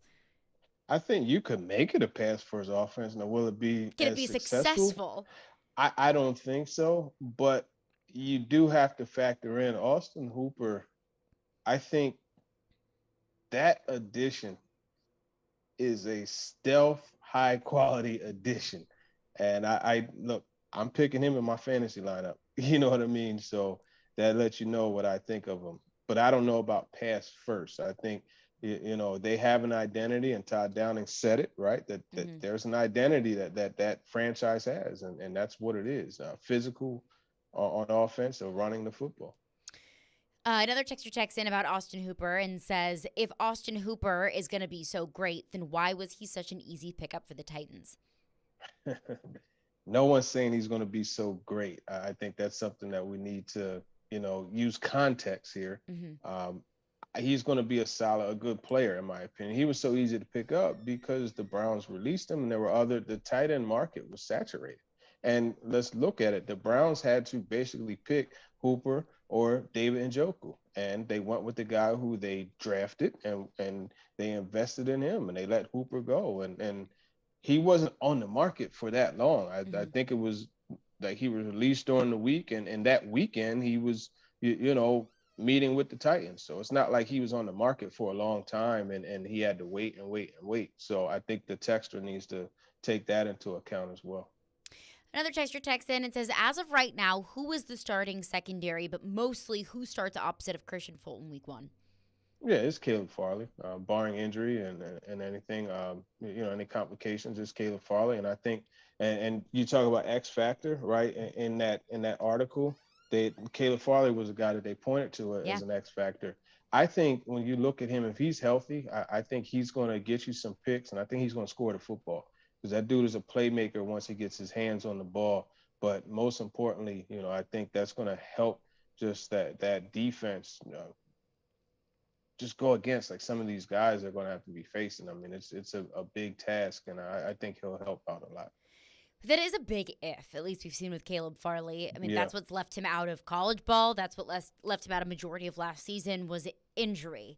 And I think that's a fair concern of people, of myself, is can Caleb Farley stay healthy? Because I think with the combination of Christian Fulton and Caleb Farley, that can be a pretty solid duo in the cornerback position, but that's a big if, as if he can stay healthy.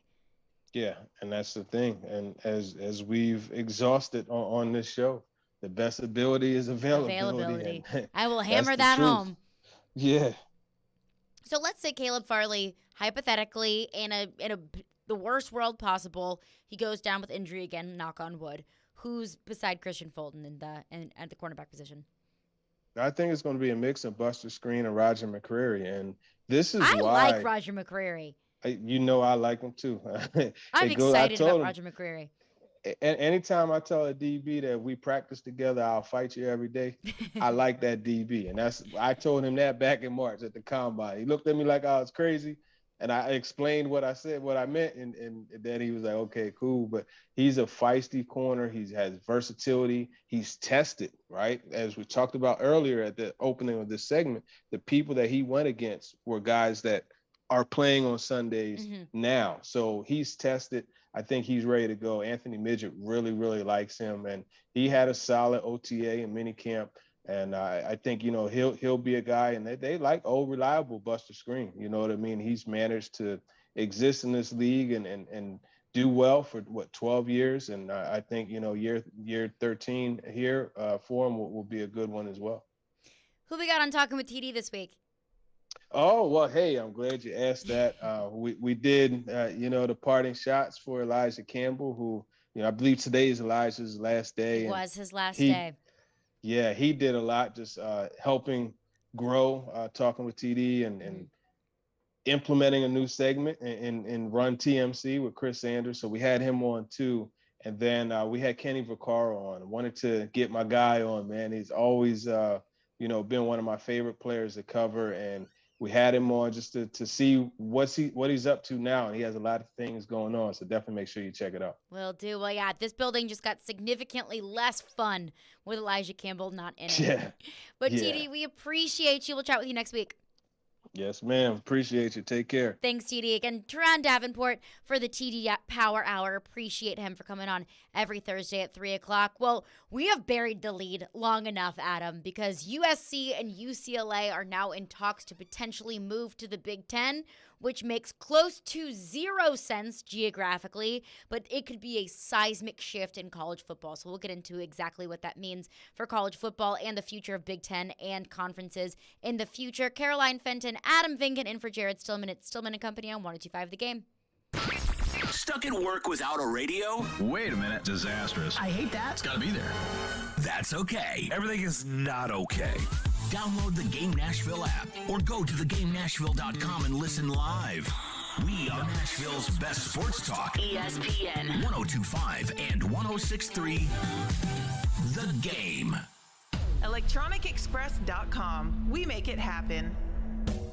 It's Family Leisure's 4th of July sale. Huge savings on spas, outdoor patio furniture, play gyms, and Sabre gas grills. These warm summer nights are perfect for sitting outside. Family Leisure's 4th of July sale has big savings on patio furniture from all the big brand names like Canamint, Woodard, Jensen, and Apricity. There's more than 100 sets on display with free delivery. Well, what about the spas? Right now, for the 4th of July sale, Family Leisure is discounting all their spas. Name brands like Viking, Artesian, and American Select. There are more than than 40 spas on display and on sale. What about pools? Family Leisure has above-ground pools in stock and ready for installation in less than 10 days. Wow, that's fast. We really should look at the wood play gyms for the kids. Family Leisure has the Diamond Point swing set on sale at only $25.99 installed. And maybe a new Sabre infrared grill, too. It's Family Leisure's 4th of July sale, going on now at both huge locations, Franklin and Antioch. The clock is ticking on Genesis Diamond's amazing finance offer. You have until 5 p.m. Saturday to take advantage of the hottest offer of the summer. 5 years, zero interest financing on practically everything in our showcases. Get in now and splurge. Maybe treat yourself. How about a stunning $12,000 designer ring, complete with a GIA diamond for just $200 a month? It's the smartest, easiest, and best way to buy. Nothing down and no interest for 5 years. But hurry, this incredible offer ends Saturday and will not be extended. Only at Genesis Diamonds, Green Hills and Cool Springs. On approved credit. 102.5 The Game is teaming up with Newton Motor Group and Souls for Souls to provide shoes for children experiencing homelessness in Nashville and the surrounding area. With school coming back, our goal is to raise $20,000, which will provide 1,000 pairs of shoes for kids. Please help however you can by going to thegamenashville.com/shoes. All donations go directly to Souls for Souls to give shoes to children in Middle Tennessee. Thegamenashville.com/shoes. 7.5 million children in Ukraine need to find water and shelter. They need a place to sleep and comfort in the dark. Show them the world cares. Support UNICEF, unicefusa.org/action. Cutting the price of your wireless bill feels good, really good. Actually, it feels great. You should try it out. So cut your bill by switching to Straight Talk Wireless, now offering our $45 Silver Unlimited plan with 5 gigabytes of hotspot and nationwide 5G on America's largest, most dependable networks. The $45 Silver Unlimited plan from Straight Talk. Straight Talk Wireless. No contract, no compromise. A month equals 30 days. See terms and conditions at straighttalk.com. 5G capable device required. Actual availability, coverage, and speed may vary.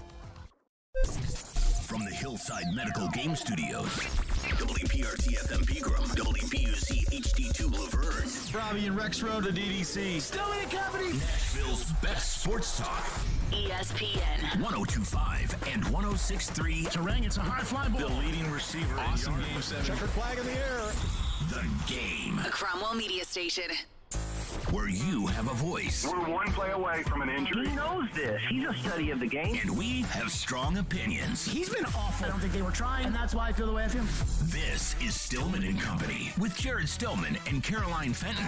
Presented by TriStar Moving on Nashville's best sports talk. ESPN 102.5 and 106.3 The Game. And on the Game Nashville app. Stillman and Company is delivered by TriStar Moving. TriStar Movers with 5-star service. We are live from the Hillside Medical Game Studios, and you can watch us streaming live on Twitch, Twitter, YouTube, and Facebook Live every day. Our video streaming is brought to you by the law offices of Amanda Gentry. And if you're watching on YouTube, make sure to hit that subscribe button. You'll get notified as soon as our shows go live. Caroline Fenton, Adam Vingan in for Jared Stillman today. Adam, USC and UCLA just dropped the biggest bombshell of college football, and this might overshadow Arch Manning's commitment to Texas, which I thought was going to be, the biggest news of the offseason. But a potential seismic shift in college football if USC and UCLA go to the Big Ten. I mean, essentially creating what would be 2 super conferences in college football. So as early as 2024, as ESPN is reporting, which is so soon, so quick, that USC and UCLA could make their move to the Big Ten. So my initial thought was, okay, so college football is going to be the SEC and the Big Ten, and then anyone else is just going to try and stay afloat, because you bring in Texas and Oklahoma, the biggest cash cows of the Big 12, and add them to the biggest cash cow conference in the SEC. You take USC and UCLA, also the biggest cash cows of the Pac-12, and bring them into the Big Ten, which really doesn't make any sense to have 2 schools in California competing against schools in Michigan. But I digress. And bring them into the Big Ten. What does that mean for the rest of college football? But Pete Thamel, who covers college football for ESPN, spoke earlier today on the subject. This is what he had to say about what this could potentially do or change, how it could change college football for the better or worse. You know, a transformative day in the history of college athletics, similar to the day a year ago when Oklahoma and Texas left for the SEC. There are countless parallels between those two moves, and it ultimately comes down to something I've said on your show in the past and have written a lot on ESPN, and really believe that we're not looking at a breakaway in college athletics, Paul. We're looking at a pull up, and these two leagues are now officially racing each other to be ahead in college athletics, and the other three so-called Power 5 leagues are eons behind. The best properties, not named Notre Dame, have been taken off the board, essentially, by the Big Ten and the SEC within a calendar year. We are in a time of seismic and transformative change, and it's only going to continue. Leagues, other schools are going to be scurrying to join the other side. Today is the day the moat was cut, Paul, and the sides are as distinct as ever. The SEC and the Big Ten are ahead, and everyone else not named Notre Dame is behind. Again, that was Pete Thamel, who covers college football for ESPN. And I'll use a metaphor that D. Mace used on the Midday Show today. I believe it was D. Mace. Maybe it was Willie. Somebody on the Midday Show said it. That college football is a big game of musical chairs. And the Big Ten and the SEC have a permanent seat. And everyone else is just running around trying to find their chair before the music stops. And that's exactly what USC and UCLA are doing. They're looking not at how many championships can I win, because going from the Pac-12 to the Big Ten does not make their job easier. It does not make their path to a college football championship easier. It simply makes them more valuable. Because what is more of a marquee matchup? USC and Oregon State, no disrespect to Oregon State, UCLA and Utah, or is it UCLA Michigan? Is it USC Ohio State? They're much larger properties, and there's much more value in the Big Ten, so that's exactly what USC and UCLA are looking at. And I look to a quote from somebody who was communicating with ESPN throughout this transformation, and says USC and UCLA have to make their decisions to position them best for the long term. The future is so uncertain that we need to be operating from a position of strength. And the future is so uncertain in college football because of moves exactly like this. Because once Texas and Oklahoma chose to join the SEC, and the SEC is now essentially a super conference and is easily the most powerful conference in football, in college football, it already is, and then adding Texas and Oklahoma and the money that they could bring into the SEC, the money that they will bring into the SEC, makes them even more valuable. So programs that are just as valuable as the Texases and the Oklahomas, a la USC and UCLA, they were looking to make that their next big move, to not just be relevant, but to also bring in money. Yeah, I can't wait for those UCLA-Rutgers matchups. Oh, yeah, those are going to be fun. You know, Northwestern. Yeah, Northwestern versus USC. I don't know. But this reminds me of... Nice, fun little cross-country trip there. Yes. This reminds me of when, you know, I was born in Durham, North Carolina, so I was raised a Duke fan. And I remember when, in the early 2000s, the ACC expanded, and I think the first three schools that joined the ACC were the University of Miami, Virginia Tech, and Boston College. And I remember at the time I was in high school, and I remember thinking to myself, okay, Miami makes sense. It's a coastal city on the Atlantic side of the country. Atlantic coast.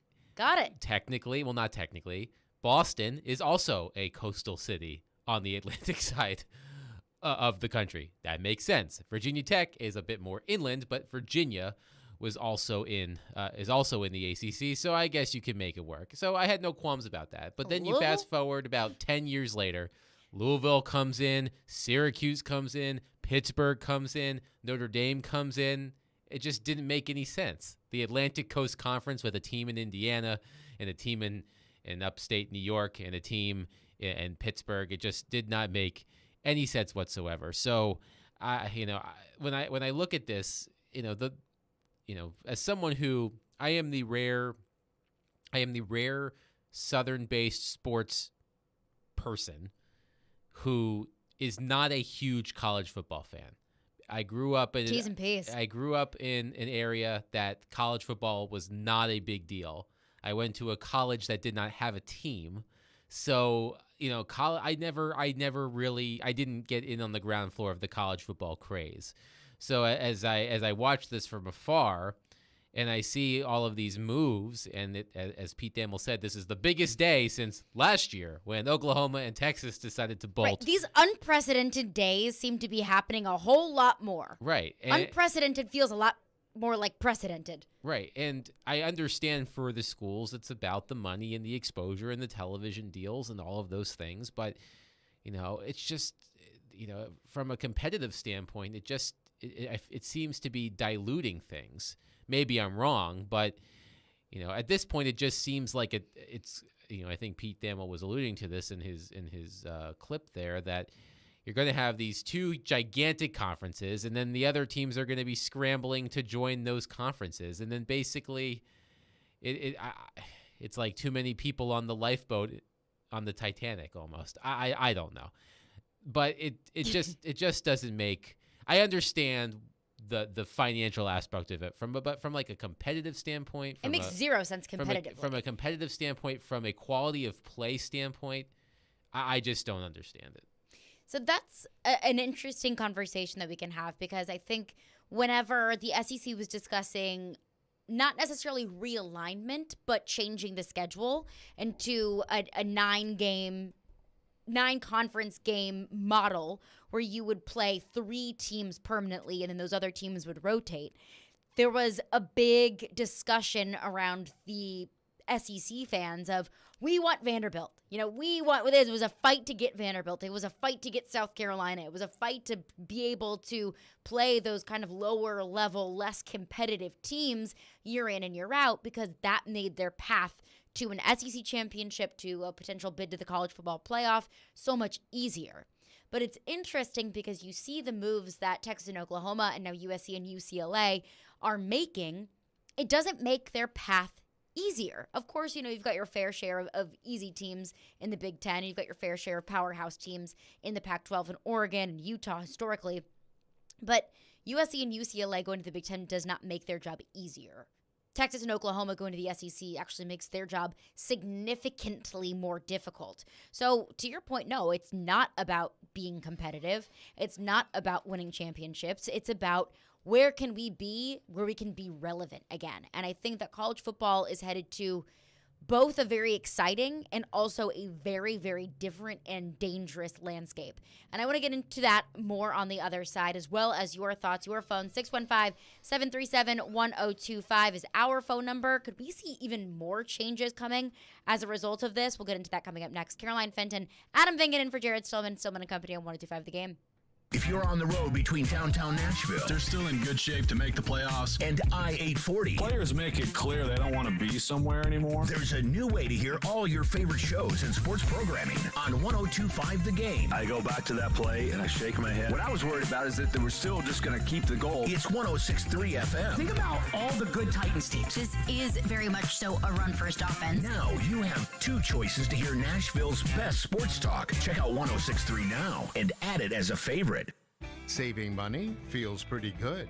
Allstate. Better protection costs a whole lot less. Visit allstate.com or call an agent for a quote today.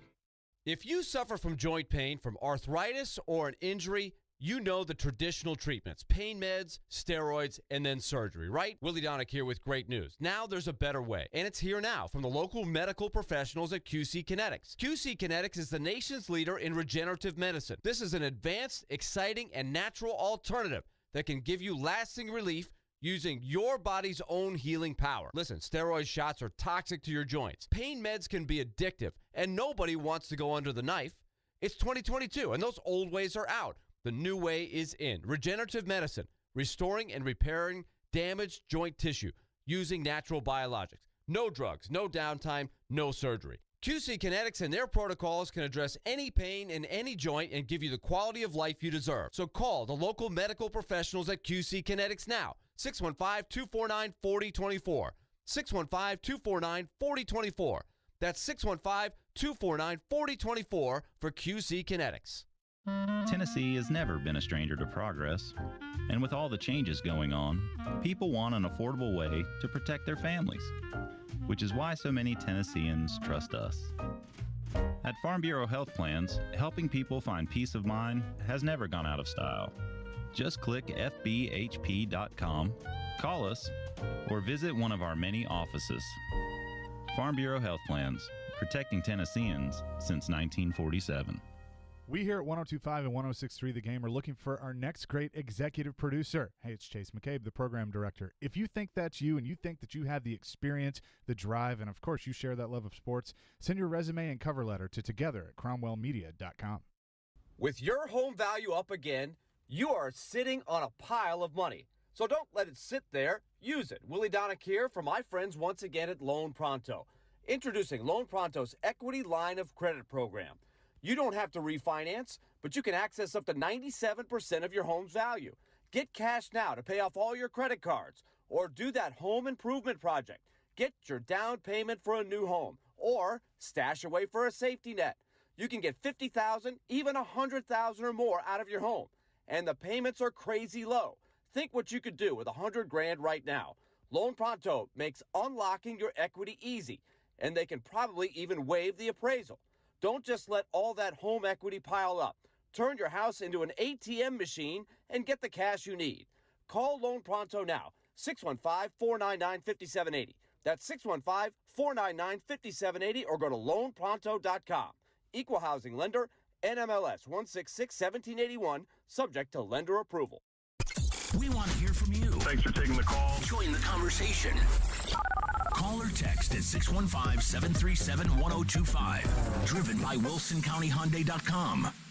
You're listening to Stillman and Company. Presented by TriStar Moving. On ESPN 102.5 and 106.3 The Game.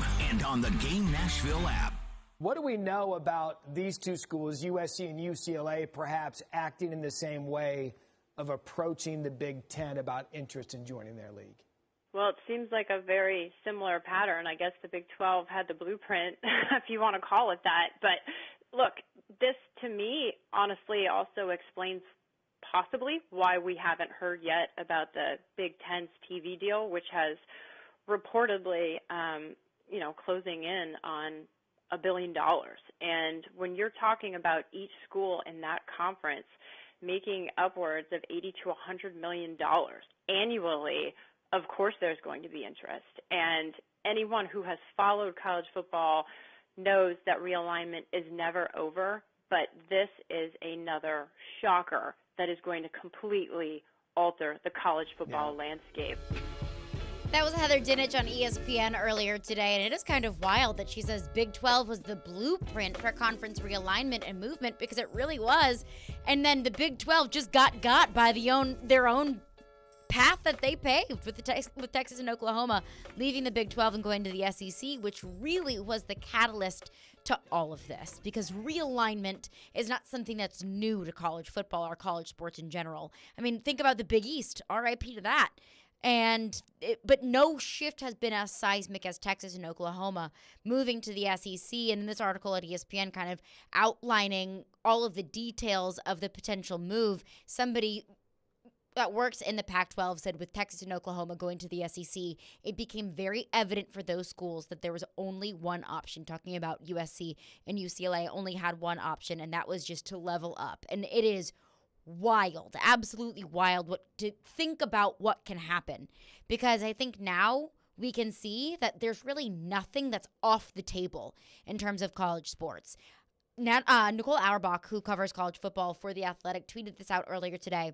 She said, I just got off the phone with someone who believes this meaning USC and UCLA going to the Big Ten, leads to two mega conferences, the Big Ten and SEC, with 20 or more members apiece. Which is, I don't even know how that is sustainable. I don't even know how you call those conferences. I mean, at the end of the day, that's just the NFC and the AFC, and everyone else is just the XFL. Well, especially if there are no divisions, because I know a lot of college football conferences are doing away with divisions. The ACC announced in the past couple of days that this will be their final season with two divisions before going into a one-division format / no divisions. I found this to be interesting. This is from ESPN.com. The reason this move, USC and UCLA leaving the Pac-12, the reason this move would be less disruptive than potential moves in the ACC is that USC and UCLA have a grant of rights tied to the current Pac-12 television contract, which expires after the 2023 football season and 2023-24 school year. That's why the expectation is that both schools can go to the league for the 2024-25 season and not suffer any financial penalty. Pac-12 officials had been nudging both LA schools for years to extend the grant of rights. The fact that they didn't hinted that they had greater ambition. So I guess it sounds like USC and UCLA wouldn't be too. It seems like they may not be hurt at all financially by leaving the Pac-12. Oh, absolutely. Which not. I guess does it become the Pac-10 again? If they lose 2 schools, does it become the Pac-10 again? The Big Ten had 12 schools and the Big 12 had 10. So I think the Big Ten I think now for branding purposes, their 12 is less of a number and more just a name. I think the Big Ten has 16 schools now, so it doesn't make any sense. I would love to know exactly how the schedule would be made in a 20-team conference, because obviously you're not going to play all 20 teams. And I would love to know the postseason format. This is all over my head. It boggles my mind how this is going to work. But it's all about the money. Everything is always about the money. So USC and UCLA will benefit financially from this, and that's really all that matters to them, I'm sure. And I think the thing that I don't know if frustrated is the right word or fascinated is the right word, or maybe my feeling is right in the middle of fascination and frustration. But I think what I love so much about college football, and I think about what other college football fans love so much about it as well, is the tradition, the consistency. I've always said anything can be going on in the world, but college football will stay the same. You're always going to have that feeling on a Saturday morning in the fall that just feels the same. But it's when... And I think I'll always, like, college football fans love college football, and if you love college football more than the NFL, it's because it feels so much less commercialized. I love both leagues, but I prefer college football. But it's looking like college football is becoming just as commercialized as the NFL. And, of course, you're going to have your traditions. You're going to have your college football playoff, which is also a change. But, you're going to have that same feeling of college football, but it is going to be for a different motivating factor. And it's always been, for the love of the game, for the championships, to get into the NFL, it's always been about football.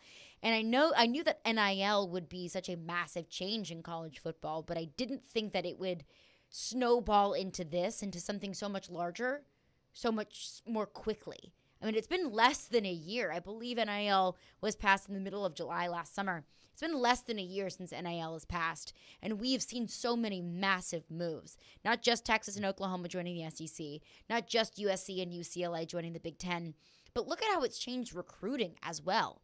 Bringing money into college football, I'm not saying it makes it worse. I'm just saying it makes it different. I'm very pro NIL.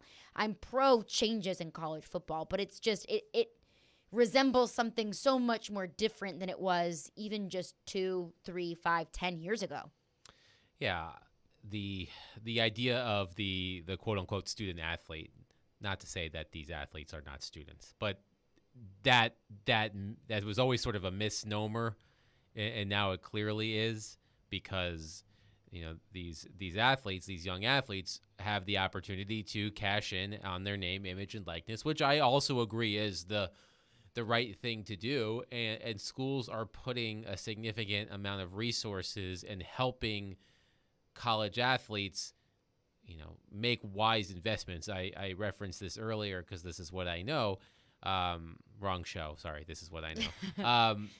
Duke hired I unfortunately cannot remember her name off the top of my head, but an ex-Nike executive to be the school's, or it might just be the basketball program's, general manager, who basically her entire job is helping to facilitate NIL deals between companies and Duke athletes. And I think a lot of schools will follow suit in that. Right, and I think that's a smart thing to do because, I think about the NBA draft. And I'm going a little off topic here, but there were a lot of players in that draft who could have stayed in school, improved their draft stock and made money on the side, made more money than they may have made on a rookie deal if they were a second-round pick in the NBA draft. And I look at what's happening in just college sports as a whole, and it's not the same. I mean, but just between how long players stay in college, the fact that they can now monetize themselves, it's a much different place than it was even just a few years ago. I mean, just think about how seismic it was when the NBA basically stopped allowing high school kids to jump straight to the pros. Mm-hmm. That changed college basketball.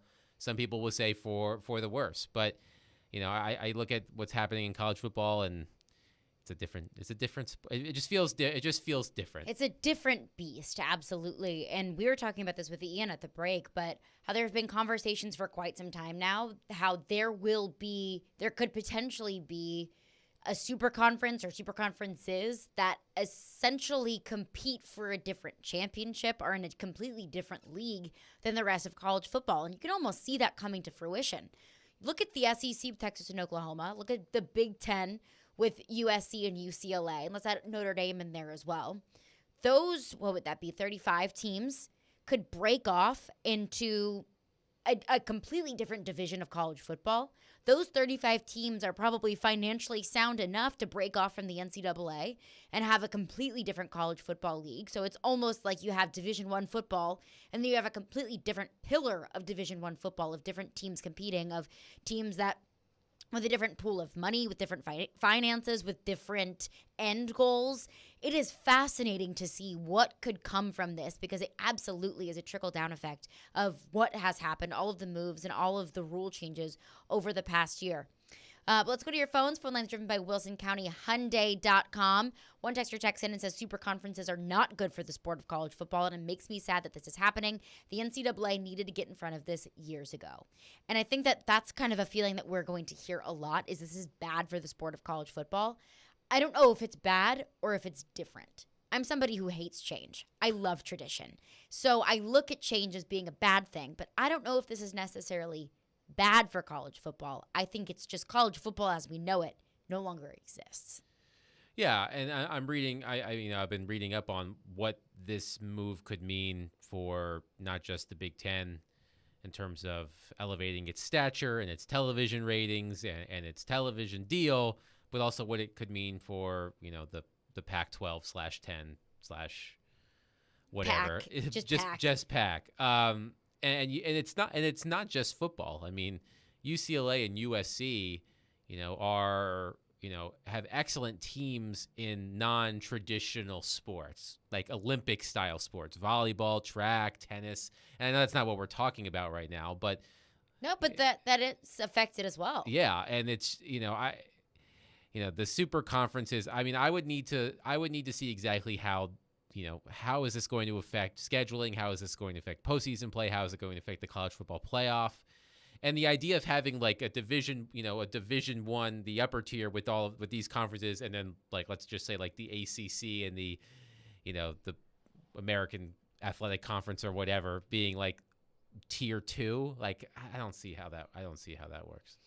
Let's see what Jason Fitz thinks about it. Fitzy joins us coming up next. Caroline Fenton, Adam Vingan in for Jared Stillman. Stillman & Company, 102.5 The Game. If you're on the road between downtown Nashville, they're still in good shape to make the playoffs, and I-840. Players make it clear they don't want to be somewhere anymore. There's a new way to hear all your favorite shows and sports programming on 102.5 The Game. I go back to that play and I shake my head. What I was worried about is that they were still just going to keep the goal. It's 106.3 FM. Think about all the good Titans teams. This is very much so a run-first offense. Now you have two choices to hear Nashville's best sports talk. Check out 106.3 now and add it as a favorite. This segment of ESPN 102.5 The Game is brought to you by Train Heating and Cooling Systems. Tested, retested, engineered, and re-engineered to keep up with you. We run together. Visit traininfo.com to find your local independent train dealer. Traininfo.com. It's hard to stop a train. Text Valley to 615-737-1025 now. We will qualify 38 listeners for a chance to win a summertime casino getaway at Bally's Evansville. Must be 21 to enter. The winner will be announced Friday at noon. Save big this 4th of July at Electronic Express. Get an LG 55-inch 4K TV for $399 or a Samsung black stainless washer dryer for $549 each. Electronic Express has huge savings in every department: computers, appliances, 4K TVs, smart home, furniture, mattresses, and more. Don't miss out on an Xbox S bundle for just $389 or an Acer laptop for $229. Shop in-store or online with up to 36 months free financing. Electronic Express. We make celebrations happen. Ever wonder what toys do when people aren't around? With the Nashville Symphony performing the score live, Disney Pixar's Toy Story answers that question with a fantastic, fun-filled journey, viewed mostly through the eyes of two rival toys: Woody, the lanky, likable cowboy, and Buzz Lightyear, the fearless space ranger. Toy Story in concert with the Nashville Symphony, July 8th through the 10th, including a Sunday matinee performance. Presented by Disney Concerts. Get your tickets now at NashvilleSymphony.org. Erectile dysfunction ruins sex, but it's more than that. It harms otherwise good relationships. It destroys marriages. It can cause depression and anxiety, and it can be extremely hard on a man's self-esteem. This is Kim for the Tennessee Men's Clinic, and if you're suffering with ED, if it's affecting you, I want you to know that if you're like most men, we can treat it and get you back to the man you used to be. At the Tennessee Men's Clinic, we're ED experts. Our protocols have success rates as high as 90%. We've successfully treated thousands of men in the Music City, and we have a variety of treatment options and treatment combinations that could have you performing like you haven't in years. You could even last up to an hour and experience great sex again that is satisfying for both you and your partner. In treating your health, expertise matters, so make an appointment today. Your initial appointment is only $99 and includes blood work and a medical consult. Call 615-208-9090 or go to TennesseeMen'sClinic.com. Visit our website to learn more, including side effects. Treatments extra. Results vary. You know it's going to happen, and when your car needs service or repair, remember Mitchell's Mr. Transmission on Gallatin Road, just north of Briley Parkway. Now here's Jim Mitchell. At Mitchell's Mr. Transmission, we also offer free towing with any major repairs. If your vehicle has a breakdown and you should need any type towing, towing is available through Dad's Towing Service. Dad's is a professional towing company in Nashville that provides all types towing and recovery, 24 hours a day. You know it's going to happen, and when your car needs service or repair, remember Mitchell's Mr. Transmission on Gallatin Road, just north of Briley Parkway. Saturday. Donovan breaks his back, little flare, that'll get down. 2 runs will score. Rushed, and that's off the pole for a home run. Rhys Hoskins jumped on that 1-0 ball game. It's a National League matchup as the Phillies host the Cardinals. Coverage begins at 2:30 on 102.5 and 106.3 The Game and the Game Nashville app. Hey Nashville, this is Penny Hardaway, University of Memphis coach. You're listening to Nashville's best sports talk, ESPN 102.5 The Game. Hey, listen for the casino sounder today through Friday. So not now, but when you hear that casino sound, and when you hear it, text Bally, B-A-L-L-Y, to 615-737-1025, and you'll be qualified to play the grand prize roulette wheel. All qualifiers will receive a number on the wheel, and the winner will be revealed during the noon hour with Darren, Donick, and Chase. The winner will have 10 minutes and 25 seconds, very specific, to call in to win the grand prize, a summertime casino getaway to Bally's Evansville. Must be 21 to enter. Official rules and more information at the game Nashville.com/Bally. Jason Fitz joins us now. Fitzy, some huge news in college football. UCLA and USC with plans to move into the Big Ten, which I think is just a seismic shift in college football. How do you think there's going to be a trickle-down effect in the future, and how that will change college football? Yeah, no, this is the day that, for all the conversation we've had about the change in college football, I think we'll look back at today as the day that everything took a seismic shift to a different direction. I mean, this screams 2 mega conferences at some point, and now it screams relevance, trying to figure out how it looks. I think about what was thrown aside for this to happen today. When you think about just the real concept of kickoff times, travel times, all of that was just thrown aside. And then you think about the TV deals that we know are coming for the Big Ten, I don't know how much you guys have talked about it, but all I keep thinking about, for example, is the fact that, my boss, ESPN, has the SEC game of the week starting in a couple of years, and CBS has made it apparent that they're going to be aggressive in replacing that game. What better way to do it than with a mega conference that involves the Big Ten, essentially adding on several Pac-12 schools? I think we're about to go to 2 mega conferences, and college football has shifted wildly today. Jason Fitz is with us. Fitz is brought to you by Blood Assurance. Give blood, give local, save live. Fitzy, I feel like college football has taken a change in really just the past year, but really kind of the past 5 years, where once you bring money into the equation, the motivation for a championship feels diluted, and it's more so the motivation for money. Because I don't think that Texas and Oklahoma's path to the college football playoff is paved as clearly in the SEC than it was in the Big 12. I don't think USC and UCLA's schedule got any easier, or their path to the championship is any easier in the Big 10. Everything seems so much more motivated, money motivated rather, than championship motivated. Yeah, I don't disagree with that. I think that's the other part of just the business of college sports. Like college, we talk about amateurism all the time, and look, I laugh at the concept of amateurism, and I laugh at when people say that NIL is going to wreck college sports because there's no equity from one program to the other. There's never been equity to one program to the other. So now what we're seeing is like, yeah, we see all of the big money institutions looking around saying, what will help us make even more big money? And, USC has been on the precipice. I was at a college football seminar for advertisers last week, and they asked me what I thought the biggest story of this season was going to be. And my answer sort of, I guess I was, looking in the crystal ball, was that it was going to be a more national year than we've seen in a long time. Nighttime kickoffs are going to matter on Saturdays for the first time in a long time, because I think USC has the opportunity to be very good this year. You're right. Their path to a playoff or a championship gets more difficult by being in the Big Ten, but their opportunity to continue to get massive checks and have opportunities to win in the bank account, even when they don't win on the field, is going to go up. So, it's wild, the change that we've seen. And I'm someone who hates change, so I look at any change as a bad thing. But is this a bad thing for college football, or is it simply change?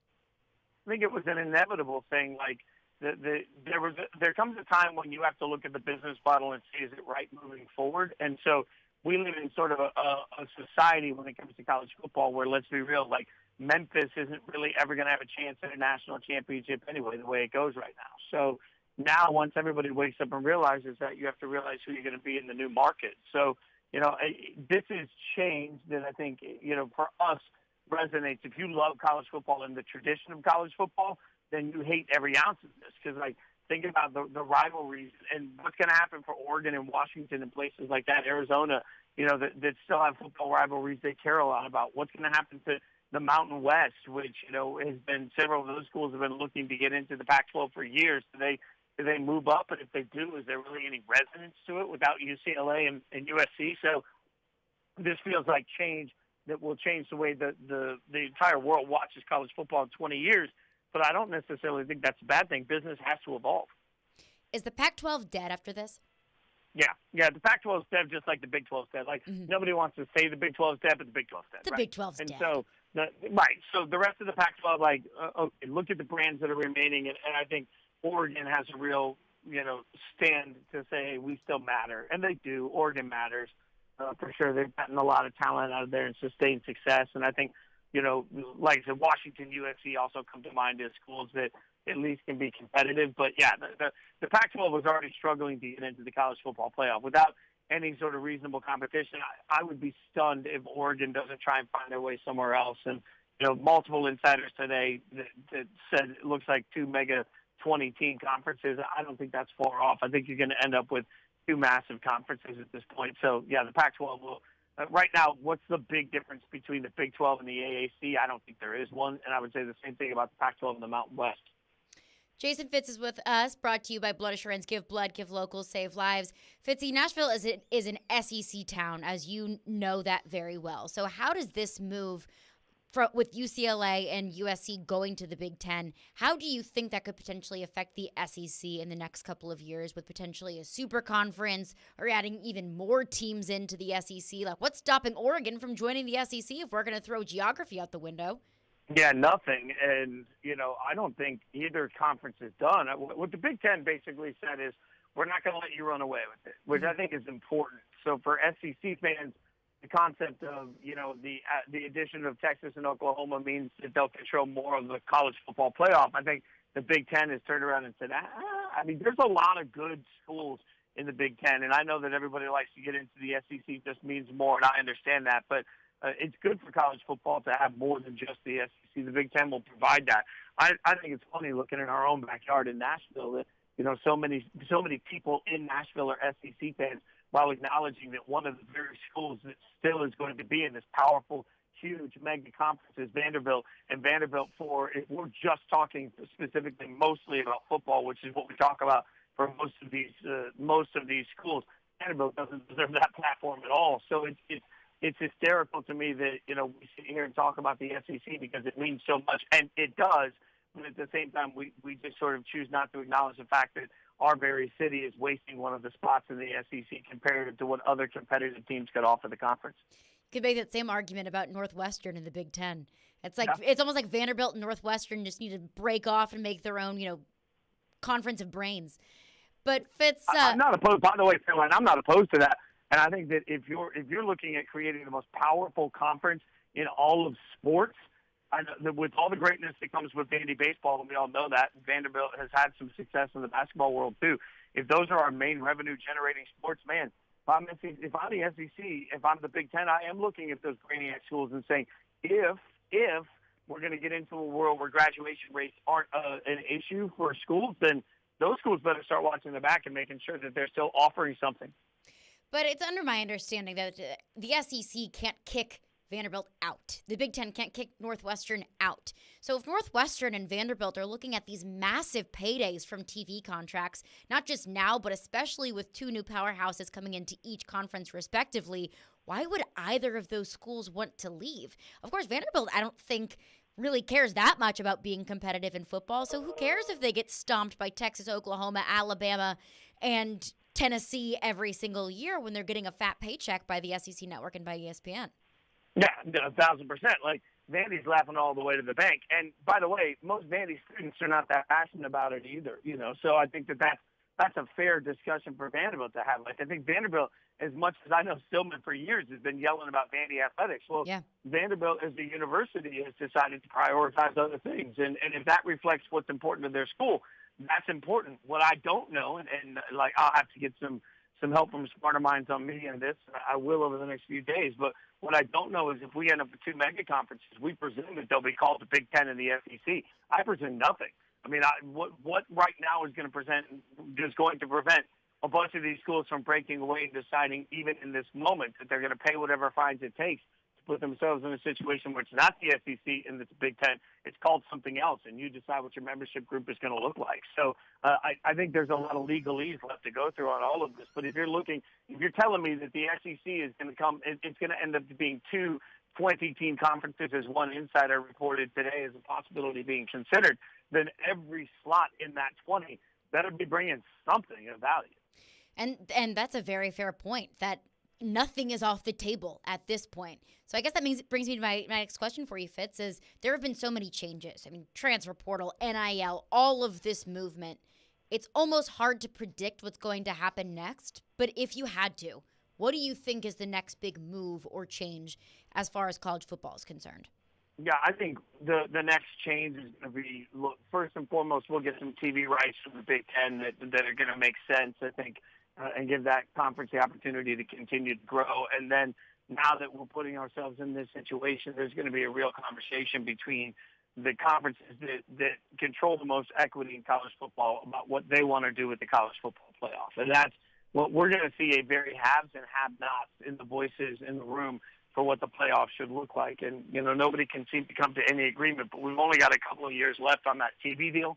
So I would be stunned if everybody isn't at this point putting in place what they think the playoff should be. And frankly, if we are looking at mega conferences, they're going to want to protect multiple playoff berths, and that's only fair if you're giving us the best of the best. So, you know, I think the next big change, where's Oregon going to go, is going to be part of the conversation, of course. But then after we get through that, it's going to be what are they going to do with the college football playoffs and what's it going to look like? Why include the Pac-12 at this point? Why include the Big 12 other than trying to be cute with all of it? Unless those two eventually merge, which I think both of those conferences and even the ACC, I think the ACC is looking at this all kind of shaking in their boots because they're really brought up by Florida State, by Clemson, but other than that, the ACC has no national powerhouse. And when you compare it to now the SEC and the Big Ten, especially adding USC and UCLA and Texas and Oklahoma, the ACC will continue to become more and more irrelevant if they don't add in additional powerhouses.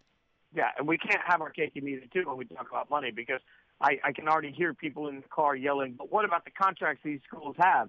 To which I would answer, why is it every time we have an argument about NIL, we hear that there's unlimited coffers for people to go to, and then we think that there aren't unlimited coffers to get Clemson? Like, what dollar amount would every school be willing to chip in if they think Clemson makes their conference more powerful in controlling some level of the college football playoff? What dollar amount would Clemson as a university be able to come up with? And they're certainly not going to look to be stranded in a conference with nothing else, where they have no opportunity to go out and make some of this money as well. So, you're right. I don't think anything's off the table. And if I'm the ACC, which has such tremendous history with college basketball, I'm leaning into that, and I'm looking around now saying, who can we add to remain relevant at some level? But I just don't know the answer to that.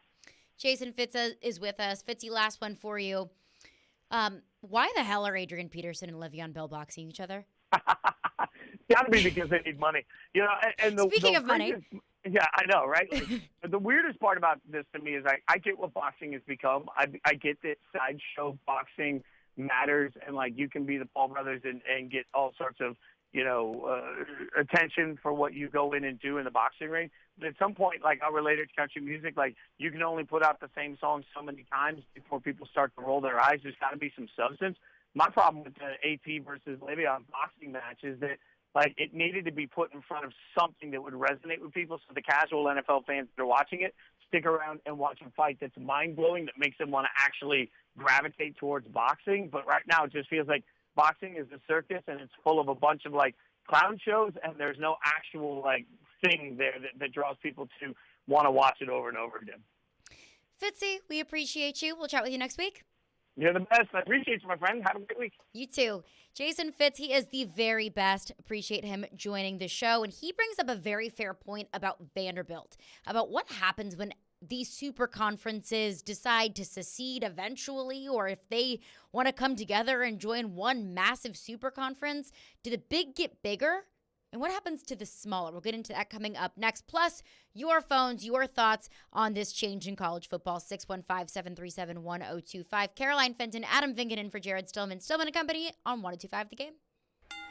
Every Wednesday at 5, join us for Jared versus Joe as they debate all of the big topics in sports. Presented by Parman Tractor and Equipment and Mayweather Boxing and Fitness on ESPN 1025 The Game and the Game Nashville app.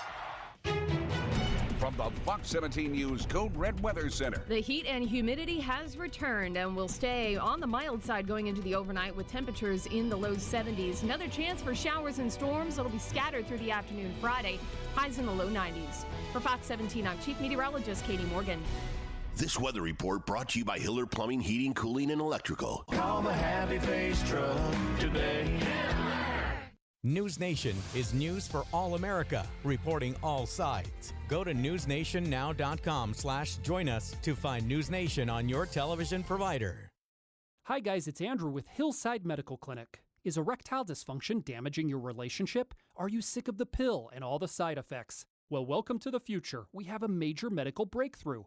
Hillside Medical Clinic uses the most advanced form of wave therapy. Backed by 60 clinical studies, our technology uses pressure waves to repair and open up blood vessels. We've helped countless men get rid of their ED. But what is the true end result? Their relationship, even their lives, improve drastically. If you're ready to regain your love life, call us right now, and not only will the assessment and ultrasound be free, we'll also give you a gift that produces immediate results in the bedroom. It almost never fails. This is worth $550, and it's free to callers right now. 615-576-5000. That's 615-576-5000. Put a stop to your erectile dysfunction and experience what I call the happiness ripple effect. Call Hillside Medical Clinic now, 615-576-5000. It's watching the top players take the ice. It's hard-fought games that end in victory. It's showing your favorite team to your favorite people. Secure your seats for the 2022-23 Nashville Predators season today to ensure you never miss a game at Bridgestone Arena. Plus, enjoy Nashville locker room discounts, exclusive presale offers, and more. Visit NashvillePredators.com/season tickets. Join the Loyal Legion today and paint the town Preds. That's NashvillePredators.com/season tickets. NashvillePredators.com/season tickets. Attention all foremen with 3 years experience. Harness LLC is your local excavation and site utilities company. We're growing and we need 5 foremen to grow with us. This is Ray Jeter with Harness LLC. Invest in a company who's going to invest in you. Go to selectharness.com to apply today. The 5 foremen we hire will receive 100% paid health coverage, vacation, and up to $6,000 sign-on bonus. Go to selectharness.com and apply today. Harness LLC. Build people, move dirt. 7.5 million children in Ukraine need to find water and shelter. They need a place to sleep and comfort in the dark. Show them the world cares. Support UNICEF, unicefusa.org/action. Darren McFarland. That's the most personality I think I've heard. Willie Donick. Give me credit. I said it. Chase McCabe. I still talk to people outside of this building. The DDC. Weekdays from 10 to 2. Presented by Spring Hill Heating and Cooling. On Nashville's best sports talk. ESPN. 102.5 and 106.3 The Game. And on the Game Nashville app. You're listening to Stillman and Company. Sounds like this has been a game-changing day for all of us. Presented by TriStar Movie. On ESPN. 102.5 and 106.3 The Game. And on the Game Nashville app. Stillman and Company, Caroline Fenton, Adam Vingan in for Jared Stillman today. Hey, join 102.5 and 106.3 The Game and Newton Motor Group this summer to help kids in Middle Tennessee as we team up with Souls for Souls to provide shoes to children experiencing homelessness in Nashville and the surrounding area. With school coming back, our goal is to raise $20,000, which will provide 1,000 pairs of shoes for kids, but we can't do it without you. So please help however you can by going to thegamenashville.com/shoes. All donations will go directly to Souls for Souls to give shoes to children in Middle Tennessee experiencing homelessness. Let's do some good this summer, and thank you for your help. That's thegamenashville.com/shoes. Newton Motor Group is a proud sponsor of Souls for Music City. Newton Motor Group, the best car deals in Nashville start at Newton. Jason Fitz was just with us, and he brought up a very fair point because we've been talking about the big. We talk about USC, UCLA, Texas, Oklahoma, how they fit in with Michigan and Ohio State and Alabama and Texas A&M, all of these big-time powerhouse schools. And this is a discussion that I had a lot with NIL, and my hypothesis about NIL was the big will simply get bigger and the small will simply get smaller. And that's how I feel these shifts in college football will come about. It's because Jason Fitz brought up Vanderbilt. Where does Vanderbilt fit into this situation? Where does Northwestern fit into this situation? Let's say the Big Ten and the SEC team up and they form one mega super conference with 35 teams, and it's the most competitive conference in the history of college sports. Let's just say college football. Well, Vanderbilt is historically not a very competitive college football program. Northwestern is the same historically, not a consistently very competitive college football program. Vanderbilt, at least I can speak more to Vanderbilt, has not shown a huge pledge to athletics. That's not their number one priority. It is an academic institution, but they were a founding member of the SEC and they are grandfathered into the SEC, and that's where they will remain. But what happens when/if inevitably college football just blows up and a super conference starts to come together? I could see it going one of two ways. Vanderbilt sees it and says, look, this is just not what we signed up for. But and getting trampled each year by Ohio State and UCLA and so on and so forth. It's not something that's new to Vanderbilt, being in a conference with Alabama, so on and so forth. But I also look at Northwestern and Vanderbilt, looking at all of these moves in college football and seeing dollar signs in their eyes. Because even though Vanderbilt is not a powerhouse in the SEC, they still get the same share of the TV deals that Alabama gets, that LSU gets, that A&M gets, that Florida gets, that Georgia gets. They get an equal share of the pie. And Texas and Oklahoma coming into the SEC only makes their slice of the pie even bigger.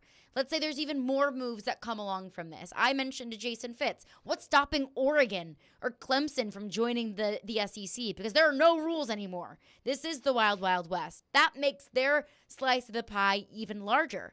So I wonder how the smaller or less competitive schools view these changes. Is it, you know what, we're just on board and we'll take all the money we can get? Or is it, look, we did not sign up for this? When you were using the Vanderbilt discussion about everybody getting the same share of the money, it reminded me of, and I'm sure you experienced this as well when you were in school. You would do a group project, and everybody ended up with the same grade. If it was you and 3 other people, and you ended up with an A, but most likely one of those people did a lot of the work. And there was probably one person in that group that was the straggler that really didn't contribute to the overall project, but still got an A. And you know what? That might have been me once or twice in college in group projects, but I still got an A, and I wasn't going to complain about it. So if I'm Vanderbilt and these schools entering the SEC just means that I'm looking at maybe a 1 or 2 win season if I'm lucky, but I'm still making a lot of money off of it. It's take the cash. Yeah, take the money and run. And, perhaps those extra funds compel Vanderbilt to attempt to be more competitive in the more traditional sports, namely football and basketball. But, I would not complain if I was on the receiving end of a nice windfall of extra cash for not really doing a whole lot of work. Let's go to your phones. Phone lines driven by WilsonCountyHyundai.com. David in Murfreesboro texts in and says it's very sad where college football is going. I don't know. It's sad. I asked Jason Fitz this question. I said, is this a bad thing? And he says, if you like traditional college football the way that things have always been, then yes, today could be a very scary or sad day for you. But this is also just college football capitalizing on its massive audience and just the massive number of dollars that are invested into it. So whether you like it or not, it's college football capitalizing on the money that it has at its helm. So happy, sad, good, or bad, it's just, it is what it is. Are you still going to watch it? Probably. Then yeah. That's really the number one question is think about all of the changes that certain that sports have made. I mean, think about, and not just in terms of, conference realignment or anything like that. Think about, whether it was, this is a completely off topic comparison, but, when NFL players, decided to protest racial injustice by kneeling during the national anthem. You heard a lot of people say, I'm never watching football again. Well, the ratings say otherwise. You still watched football. So that's what I think this is. I mean, look, there are probably going to be a lot of college football fans that feel like the sanctity of the sport has been eroded by all of these big moves. But you know what? On Saturday afternoon, if you have a team, you're going to watch. Especially if your team's in one of those potential super conferences, you're still going to watch. Mm-hmm. I mean, that's the ratings are still going to be through the roof. The schools are going to make money. So I think you can disagree with the idea in principle, but ultimately I have a hard time imagining a lot of people actually not, supporting college football because of what's happening. Viking Matt texts in and says the money was already there at these schools. Now it's just legal, but it did add more money to these schools. And the one and done for NCAA basketball did ruin it for me, to your point, Adam. I never said that there wasn't money at these schools. I mean, 2 schools in the LA market, one of the most desirable markets in the United States. I understand that there's money there. And yes, money was always dealt out to players, and now it's just allowed. But I mean, these schools I don't think are looking at a huge payday and saying, oh, no, thanks, we already have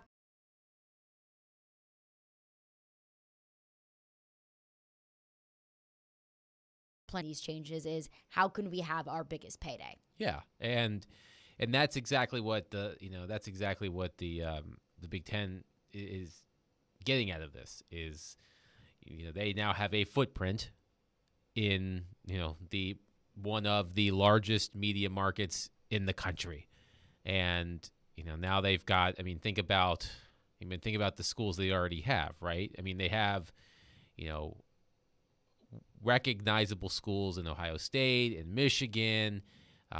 And, now you're adding USC and UCLA to that mix, and you're adding the Los Angeles media market, which is gigantic.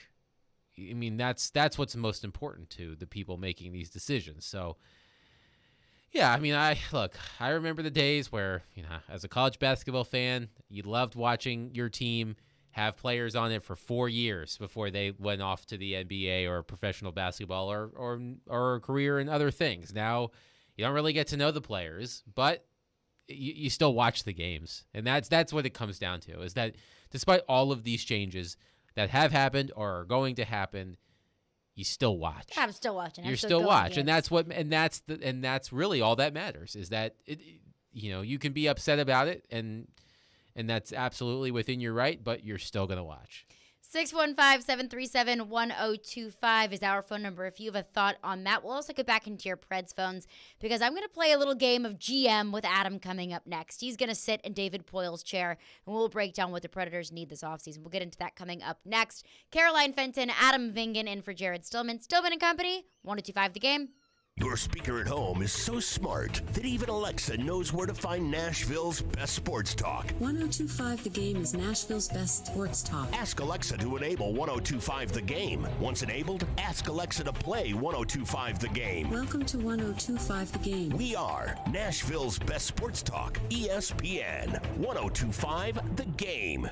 ElectronicExpress.com. We make it happen. The Authentically American 4th of July collection is live and ready to ship. Go to authenticallyamerican.us right now to order yours. Plus, 20% of all purchases from the 4th of July collection will be donated to Homes for Our Troops, a nonprofit organization whose mission is to build and donate specially adapted custom homes nationwide for severely injured post 9/11 veterans to enable them and to rebuild their lives. Have a happy and safe 4th of July from Authentically American. Made for you, made in America. Authentically American.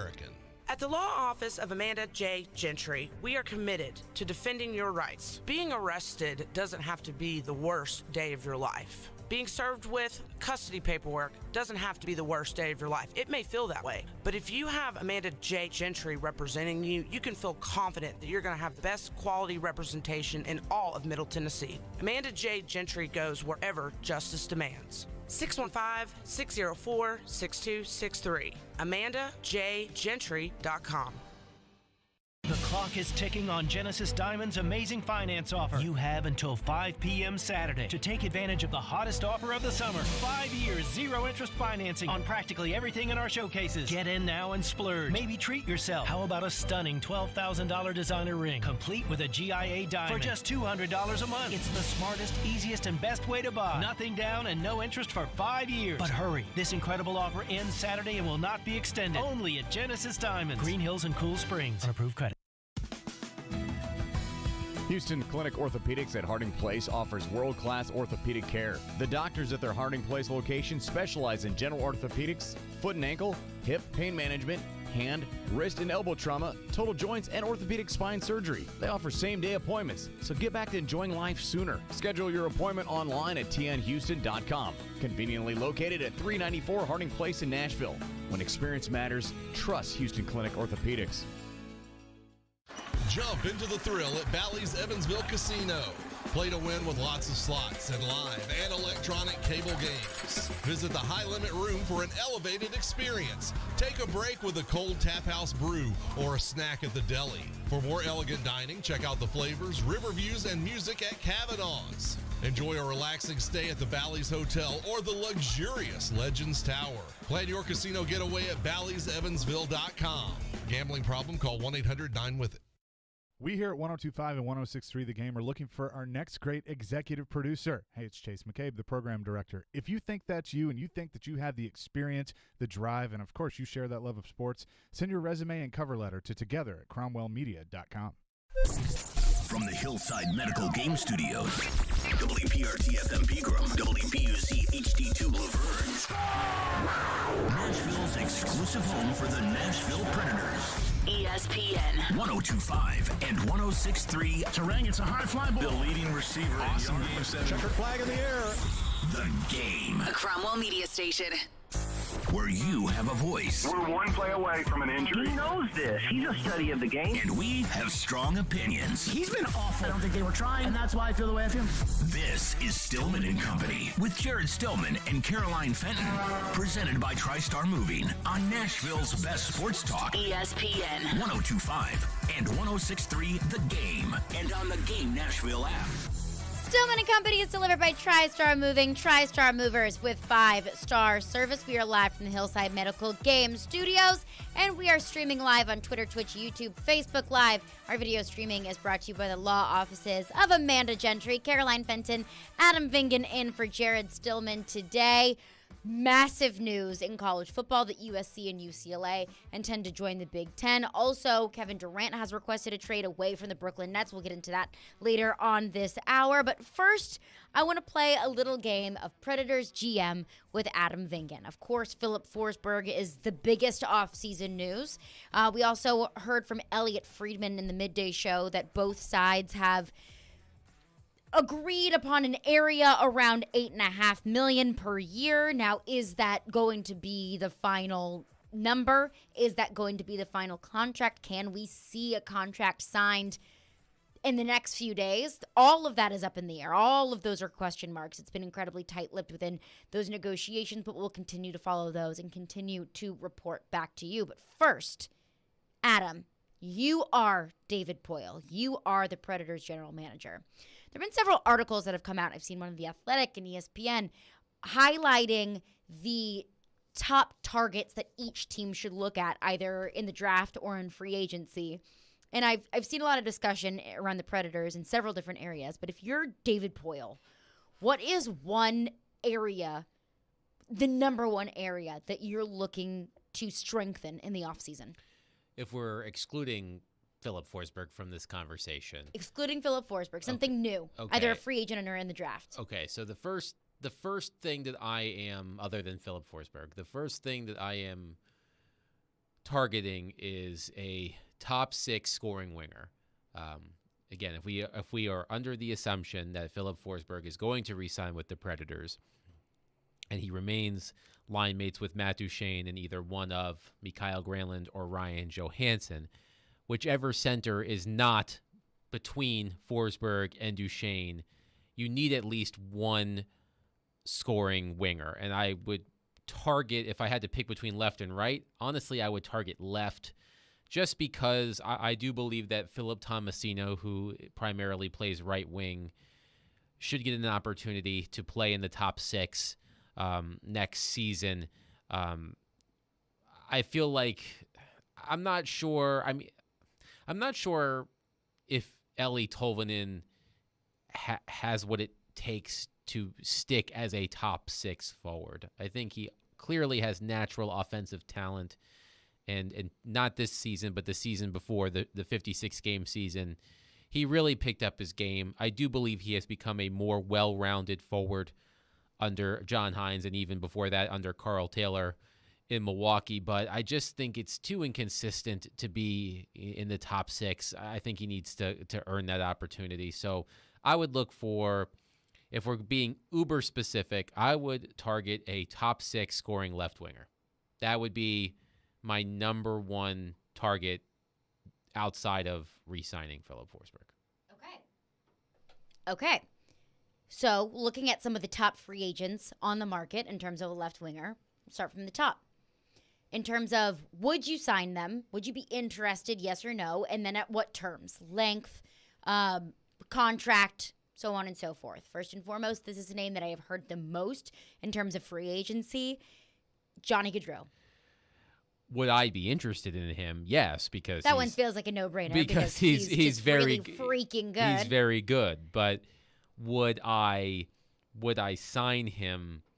Not for the terms that I would expect him to command on the open market. I mean, Johnny Gaudreau feels to me like he has an 8-figure cap hit coming, so at least $10 million, and that seems a little too rich for me. especially at a time where you're not really sure exactly where the Predators are trying to go. And I understand fans who say, well, and I think we had a caller say this yesterday, that if they are trying to win now, if they are trying to pry open that championship window, even if it's being held open by a toothpick at this point, why not throw the money at Johnny Gaudreau? Why not throw the money at John Klingberg on defense or something along those lines?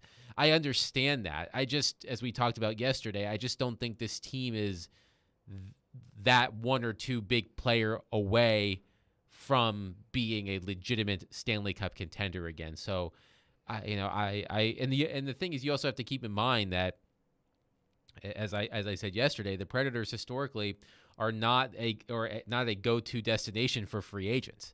So, would Johnny Gaudreau even be interested in me if I were interested in him?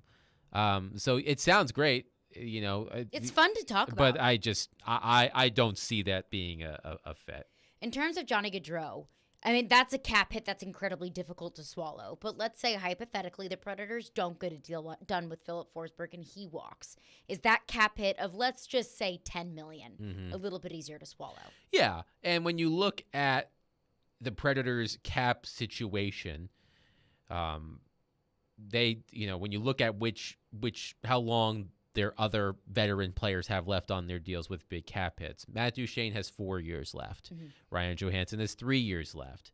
Matthias Ekholm, his new contract starts next season and is 4 years long. Roman Josi is under contract until 2028. So you do have you do and have it's a long haul, huh? Right. So you have on your cap, you have 3 cap hits of $8 million or greater for at least the next 3 seasons. And, adding, and when they add Philip Forsberg, if they re-sign Philip Forsberg, it'll be 4. But, yes, would it be easier to swallow? Sure, because that's $8.5 million, $9 million, $10 million that you're not dedicating to one player. So. But it also brings back the same question, although you can afford it, although the Predators would be under the cap, is it a move that you want to make? I mean, I don't think the Predators are a Johnny Gaudreau away from being able to compete for the Cup. Sure, No. that might make you a little bit better right now, but in the long run, is that the best way to set up your team for success in the future? I want to pick this up on the other side because I appreciate your insight on this, Adam. Playing a game of Predators GM, what would you do if you were in David Poyle's seat in free agency? If Philip Forsberg signs, if he doesn't sign Philip Forsberg, what's the best moves that the Predators can make in the offseason? We'll get back into this coming up next. 615-737-1025 is our phone number if you have a thought. Caroline Fenton, Adam Vingadin for Jared Stillman. It's Stillman & Company on 102.5 The Game. Let's put the green flag in the air and turn them loose. Nashville's home for NASCAR. He's going to try to make a big move here. Is brought to you by the Nashville Fairgrounds Speedway. We are your racing station. ESPN 102.5 and 106.3 The Game. And the Game Nashville app. Bob's Steak and Chop House is a renowned award-winning steakhouse in major cities across the U.S. Nashville is lucky to have a location here in downtown at the Omni Nashville Hotel. Fine dining is brought to a new level at Bob's with awards like the Wine Spectator Award 4 years in a row, TripAdvisor Certificate of Excellence 5 years in a row, and Open Tables Diner's Choice Award 6 years in a row. Fine dining at its best. Bob's Steak and Chop House, open Wednesday through Saturday, 5 to 10 p.m. in the Omni Nashville Hotel. Complimentary valet parking is always available. Being present and in the moment for family activities was impossible because Will Burt was so focused on the constant pain in his leg. My wife likes to take walks. I always kind of dreaded going on walks because they hurt. The boys both play baseball. I coach their teams. I was going to do them and be in pain and be uncomfortable and kind of sacrifice my own health. An old Achilles injury left Will coping with agonizing pain until he discovered the natural biologic treatments at QC Kinetics. No surgery or steroids. The procedure took place in the office, and Will walked right out. I feel great. There's no pain. There's no tenderness. Patients like Will are feeling amazing and living their best lives. Ironically, just got off the golf course today. So I think that's a good telltale sign that the Achilles is feeling better. Don't be in pain another day. Call QC Kinetics for your free consultation. Call QC Kinetics, 615-249-4024. That's 615-249-4024. 615-249-4024. Sheet Metal Workers Local 177 is looking for the next great skilled construction tradesman out there to join their apprenticeship program. If you're interested in commercial fabrication, ventilation systems, metal roofing, welding, and more, Smart Local 177 is the place for you. Get the extra training you need to excel in the career you've been waiting for. They offer great benefits, tuition-free, debt-free education, and job opportunities you can earn while you learn. Visit sheetmetal177.com or call 615-292-0587, an equal opportunity employer. Race fans, it's the biggest event of the summer, July 9th at Nashville's legendary Fairgrounds Speedway with the SRX Racing Series and Rackney Roofing Masters of the Pros 150. This event will sell out quickly, so get your tickets now at NashvilleFairgroundsSpeedway.racing. The biggest names from NASCAR and Indy Racing like Tony Stewart, Bobby Labonte, Michael Waltrip, Helio Castroneves, Joseph Newgarden, and more. Don't miss this huge event. Secure your tickets today at NashvilleFairgroundsSpeedway.racing. Pete's property manager just took an extended vacation. He needs a replacement before this becomes a cruel summer. Oh, you wanted the lakefront for the 17th? How did this get double booked already? Indeed can help him hire great people fast. I need Indeed. Indeed you do. We instantly connect you with quality candidates whose resumes on Indeed match your job description. Earn up to $500 in sponsored job credits by conducting interviews on Indeed. Visit Indeed.com/credit. Terms and conditions apply. Never miss a moment of the show. What is this? Check it out. Subscribe to the Stillman and Company podcast on iTunes, Spotify, and wherever you get your podcasts.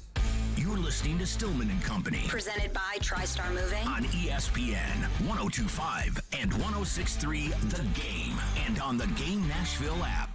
Like, first of all, you've got to get the Forsberg thing sorted out one way or the other. And I do think if it gets done, my guess is it comes in around 8-5. That's a guess for me right now. If it gets done, it comes in around 8-5. Then I think you have to then you can look around and say, okay, now what else can we do? And you guys have cap room. That'll eat into it, obviously, but you'll still have some. And then that's where you can squeeze, yes. And I think David Poile would do that. But the bottom line is you got to sort out Forsberg first. That was Elliot Friedman on the Midday Show today about sorting out Forsberg before you can move forward. And Robbie Stanley made a very fair point not too long ago, talking about how the Predators, their deadline is technically July 12th, July 13th to put pen to paper, but should the deadline be even sooner? Do the Predators need to know what they're going to do with Philip Forsberg by the NHL draft on July 7th? And I would say that's a pretty wise move to know, hey, what's the future of your franchise going to be? Is it going to be 8 years committed to Philip Forsberg, or do you need to start searching for, your future winger in the future, in the draft? Yeah, well, the one thing that's great about the NHL draft, it hasn't been in person the past couple of years for obvious reasons, but, the NFL draft, for example, each team, I believe, has representatives at the draft, but the teams themselves are at their respective facilities. At the NHL draft, all 32 teams are in the building on the draft floor, which is basically, the arena floor. Mm-hmm. And their tables are all right next to each other, and there's a lot of coming and going and chatting. And, the fact when you put all of those general managers and front office people in a close proximity, a lot of things get done. Famously, the PK Subban Shea Weber trade in 2016, it was the significant conversations that led to that trade, although they did not happen at the draft, the groundwork was laid between David Poile and Marc Bergevin at that draft that ultimately led to that seismic trade. So to Robbie's point, David Poile is going to be surrounded by his contemporaries, his colleagues, and there's going to be a lot of talk about what each team could do. And I think that, as David Poile has alluded to multiple times, I mean, and I'm not saying he's waiting for the draft to come up with contingency plans, but this is where a lot of that groundwork, as I said, can be laid. So I agree with Robbie that if in a week from now, because I believe the first day of the NHL draft is a week from today, that if in a week from now, if things are not progressing, David Poile has to be prepared to, go to Montreal where the draft is and start having some conversations about, finding trade partners, or a lot of agents also go to the draft. So you could talk, about potential clients in free agency. So, yeah, I mean, this is my long-winded way of saying that, yes, I think Robbie is right that having an idea of what to do with or without Forsberg by next week is important. And another element of that is also free agency. And that's what I want to do with you, Adam. Playing a little game of general manager. You are David Poile. You sit in the general manager's seat. We've talked about Johnny Gaudreau because you mentioned that left winger is going to be priority number one in the offseason for the Predators. We mentioned Johnny Gaudreau, a really big price tag for a player who's a little bit older than Philip Forsberg, and isn't necessarily the difference between the Predators now and the Predators in a Stanley Cup. But I look at other left wingers on the market, Andre Palat, Andre Burvikowski, and Evander Kane. You are David Poile, and you see those three kind of in the free agency market in an area where the Predators need a little bit of help. You look at those three. What stands out to you? What are the terms of the contract? Yeah, of those three, and they all had good seasons. Evander Kane comes with a lot of questions. The NHL is still trying to determine whether the San Jose Sharks were within their rights to terminate his contract, and I think that could complicate things. So I would steer clear of Evander Kane. I do think think that is wise. Yes, I think Evander Kane and the Oilers are gonna probably figure something out.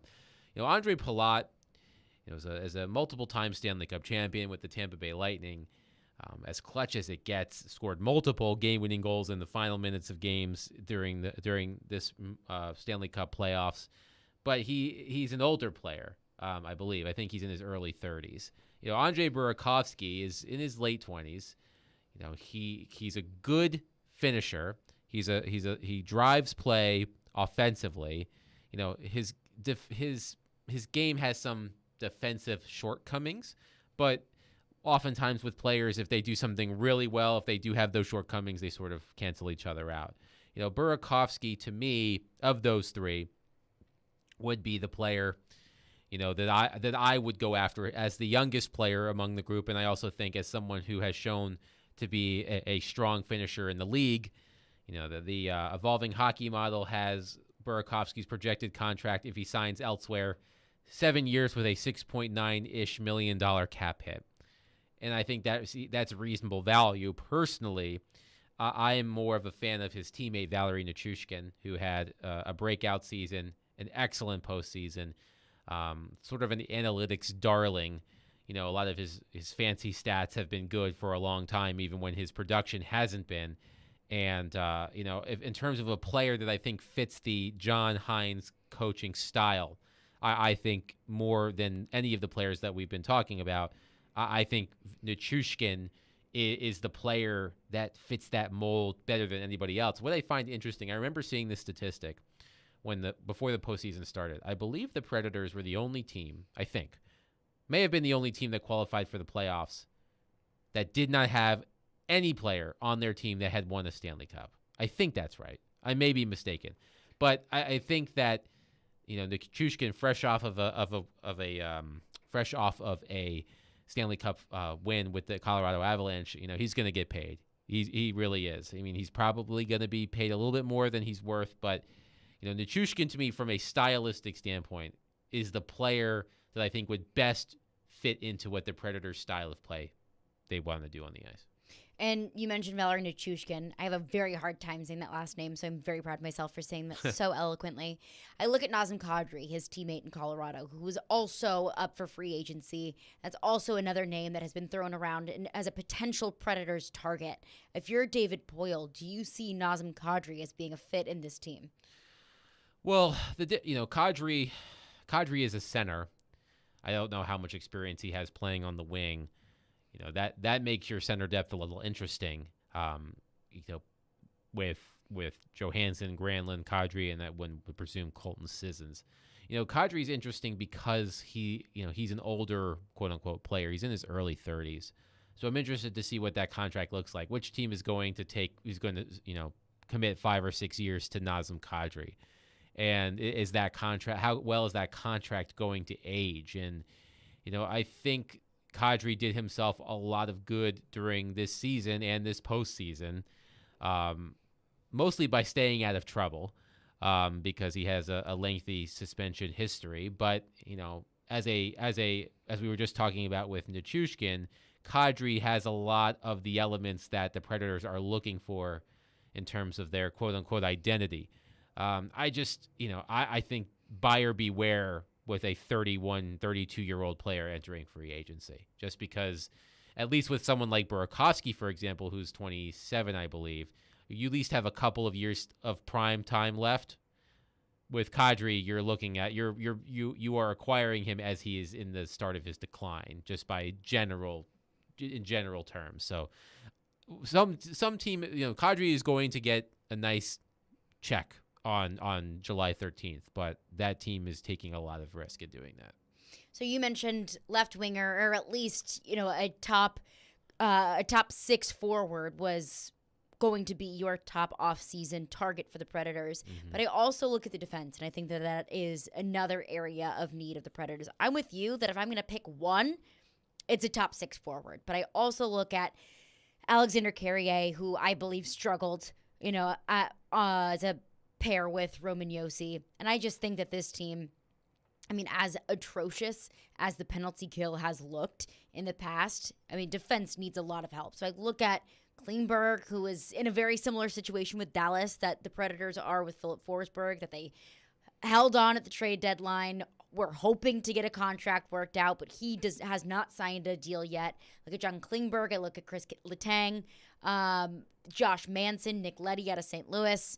Any of those defensemen that you would look to bring into the Predators in this offseason? Yeah, so when you look at the top defensemen available, John Klingberg, Chris Letang, Josh Manson, who was traded from Anaheim to Colorado before the deadline. I kind of going off the board here with a pick.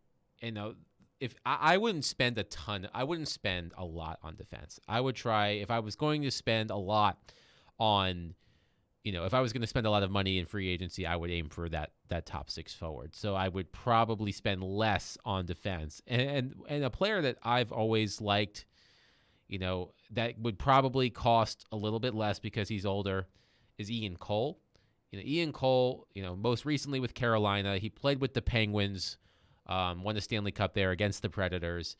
He is, a really good, defensive-minded defenseman that, could play with one of Roman Josi or Matthias Ekholm and provide that sort of shutdown element. And he wouldn't cost a lot. Like, you could my guess is that you could probably sign Ian Cole. According to Evolving Hockey, his projected contract is 2 years, $2.6-ish million cap hit per season. So I think you can upgrade on defense without spending a lot of money.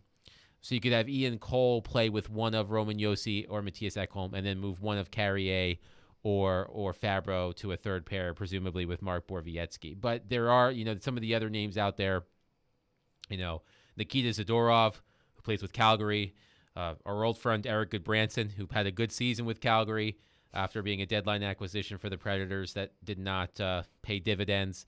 There aren't a lot of big defensemen outside of Klingberg and Letang. There aren't, the defense free agent market isn't great. But I like Ian Cole. I feel like he is sturdy enough and solid enough that he would be an upgrade defensively over Carrier and Fabro without costing you a lot of money. So you mentioned the Predators shouldn't spend a lot on defense. So my next question is, should the Predators spend a lot at all? And I want to get into that coming up next. Plus, your phone, 615-737-1025 if you have a Predators off-season thought. Caroline Fenton, Adam Vinkin in for Jared Stillman. Stillman and Company on ESPN 102.5 The Game. Hey, Preds fans. Running across to make the save is Sarah. You can now hear Nashville's best sports talk. The backhander, he scores!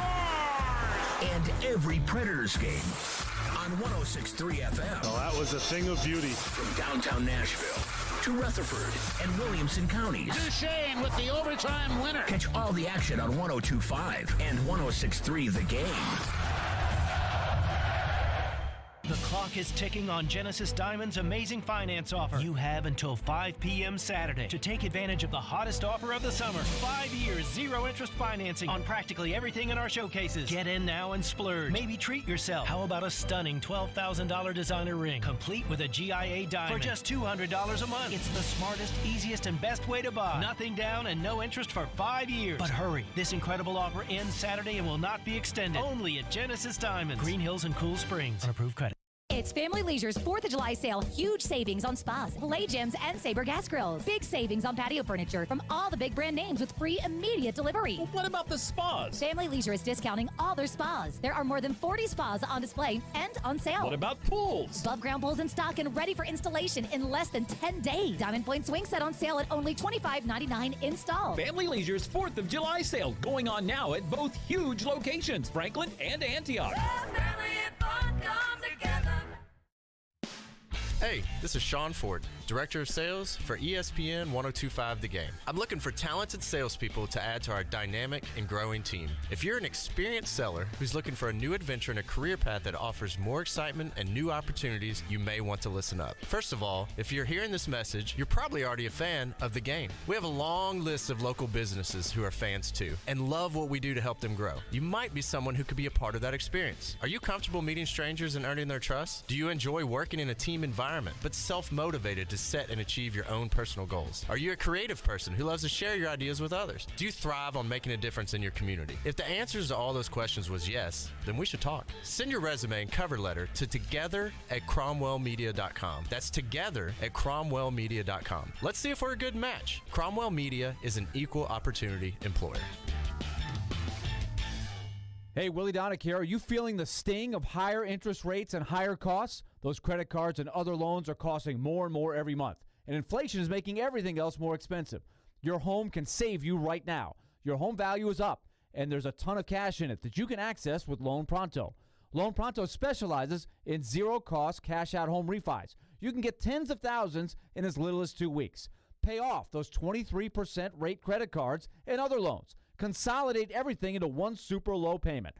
People who do this usually cut $800 or more from their monthly budget. If your home mortgage rate goes up a point or so, it's offset by your credit card rate going to zero. So call Loan Pronto now and unlock that equity and wipe out the bad debt. Do it now. You can even skip your next 2 house payments. Call 615-499-5780 or go to loanpronto.com. That's 615-499-5780. Equal housing lender, NMLS 166-1781, subject to lender approval. Robbie and Rex Road here on ESPN. Welcome into the DDC. Stillman Company is delivered. There's a new way to hear 102.5 The Game. Nashville's best sports talk on 106.3 FM. From downtown Nashville to Spring Hill on I-65 and to Murfreesboro on I-24. You now have 2 choices to hear our great sports programming. Get the extra point, no problem. And the Nashville Predators. He scores! Check out 106.3 now and save it as a preset. Hey Nashville, I'm Gary Smith, head coach of Nashville SC. You're listening to Nashville's best sports talk, ESPN 102.5 The Game. How far do you think they are from truly competing for a Stanley Cup? I think they're a ways away. I really do. I think, there's some flexibility of what they can add, I think, in the offseason. And that will probably be the biggest indicator, I think. Obviously, getting Forsberg would be a big step, and kind of solidifying your core guys and your star players. But I really think if they want to, be in that cup contention conversation, they definitely need another big top 6 guy. They need another top 4 defenseman, and that's they don't come cheap. So you're going to have to get out the pocketbook and write some checks in the off season and try to sign some guys. And I think, if they address some of those areas that I think would put them in, entering the conversation, I think we'd have a more realistic kind of assessment of where this team is in terms of actually competing for a Stanley Cup. But I really do think they need another, this is with Forsberg signed. I think they need another top 6 guy that's a proven guy that can put the puck in the net and give some support up on the top two lines, and they need another top four defenseman if they, realistically want to compete. That was Chris Mason on the Midday Show yesterday. Asked how far away are they from a Stanley Cup, the Predators, and he said they're a ways away from a Stanley Cup. But there is one part of that stuck out to me. And Chris Mason said you got to get out the pocketbook and you got to spend in free agency. And that's a sentiment that was reverberated by Jen Triestis of the Tennessean, who wrote an article that says, with or without Forsberg, the Predators need to splurge in the offseason. And I understand the idea of, well, you don't have the pieces right now that can situate you for a Stanley Cup, so go out and find those pieces. But I don't know if necessarily splurging and going out and spending a bunch of money on free agents is the best way to go for the Nashville Predators. I mean, we mentioned Nazem Kadri in the last segment, and you said, why dish out a ton of cash on a guy who's 31, 32 years old? And I look at some of the moves that David Poile has made, at least in recent history, and I'll use Jeremy Lauzon, for example. It seemed like a move that was made because he's a defenseman and the Predators needed defensive help. But Jeremy Lauzon is not a piece of your team that's going to make the difference of your penalty kill. It's not going to make the difference between round 1 and round 2 of the playoffs. It's not going to make the difference of a Stanley Cup. So I look at some of the recent moves that David Poile has made, and I look at Chris Mason and Jen Triestis saying, spend, spend, spend, but I'm a little hesitant to do so because why spend when it might not make a difference in terms of how much this team really can compete or how far this team really can go? Yeah, and I think, last year the Predators didn't spend a lot of money. What were their major moves? They traded Victor Arvidsson. They traded Ryan Ellis. Am I missing anything obvious? They re-signed UC Saros. Mm-hmm. They re-signed Matthias Ekholm before the season. They didn't do anything flashy. And then, at the end of the season, David Poile said that he felt like last season wasn't the season to spend that money because he thought they were going to be taking a step back. But he felt like now was the time to spend a little bit more. And, I understand what Chris and Gentry are saying. It's interesting because we were having all of these conversations about what should they do. And they do they need to re-sign Philip. I mean, I do feel like they need to re-sign Philip Forsberg. But, other than that, it's really difficult to thread this needle of, thinking about ways that they can improve, but also understanding that those ways are probably not going to improve them enough to be, a team that can do some damage in the postseason.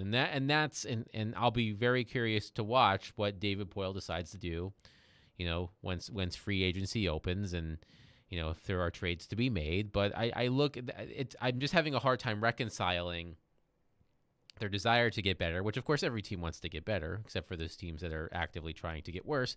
But then how much do these moves really move that needle? Does re-signing Philip Forsberg and signing Valerie Nichushkin and trading for, the top 4 caliber defenseman X, does it make the Predators go from a team that backed into the postseason as the 8th team in the West to a second place team in the Central Division? I'm not sure. And that's why this offseason is going to be fascinating to watch because I'm going to be interested in seeing how David Poile threads that needle because I'm having a hard time seeing that, but he knows more than I do.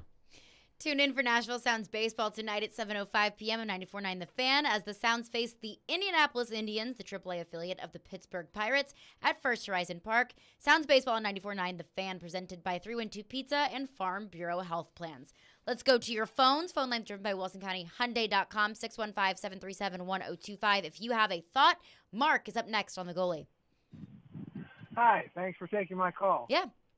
I think that there was a very desperate need exposed when Saros got hurt just before the playoffs last year, and the Predators really don't have a competent, ready to start backup goalie.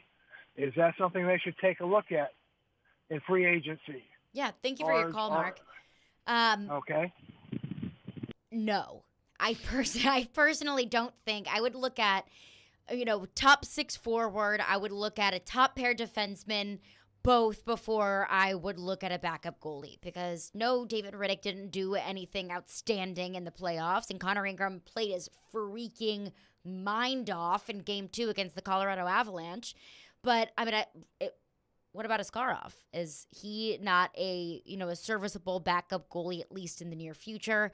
I don't think that is a position of need at the Nashville Predators. I would address several more positions before I would address backup goalie. Yeah, I would too, and I think Connor Ingram has been open with his mental health struggles, for lack of a better term, and he basically was inactive during the 2020-2021 season, not this past season, but the season before.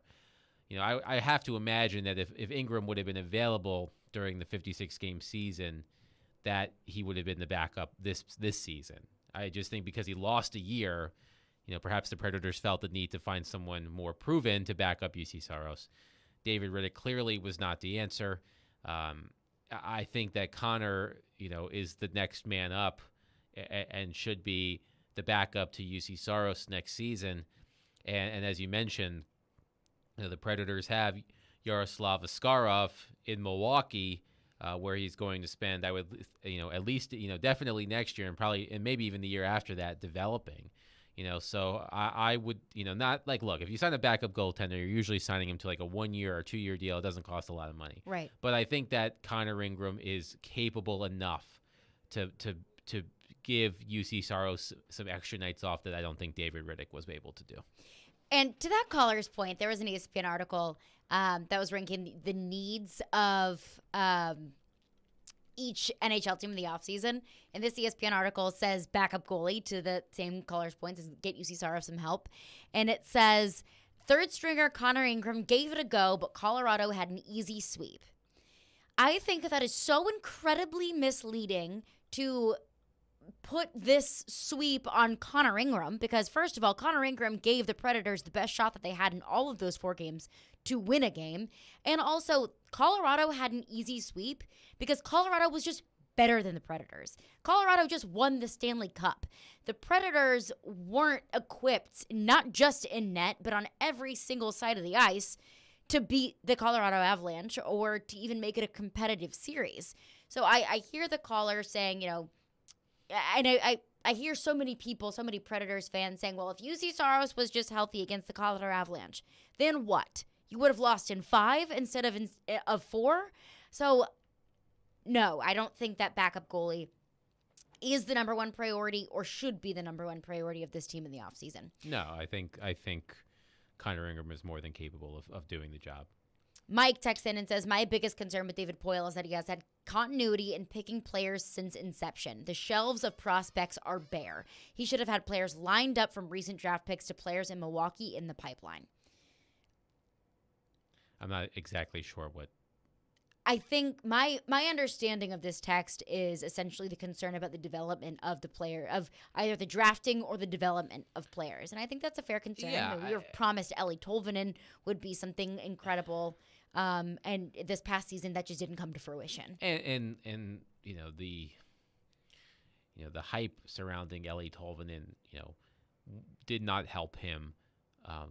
But at the time, it seemed justified. He was setting rookie scoring records in the KHL.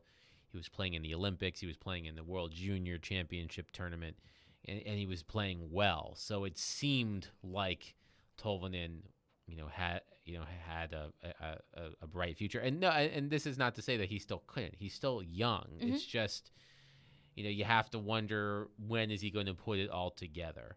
And look, he was hampered by the fact that he wasn't on the top power play this year. He feasted on the top power play 2 seasons ago, or last season rather. He didn't have that same opportunity this time around. He was playing with lesser players on the second power play for most of the season. But in terms of generating 5-on-5 offense, it just wasn't really there. And the Predators, it's been a while since they've had that can't miss prospect. particularly at forward. And I understand the texters. Now I understand what the texter's trying to say. But as you and Jared detailed last week, the ownership group is firmly behind David Poyle. So David Poyle is going to continue to pick the players until he decides he doesn't want to pick the players anymore.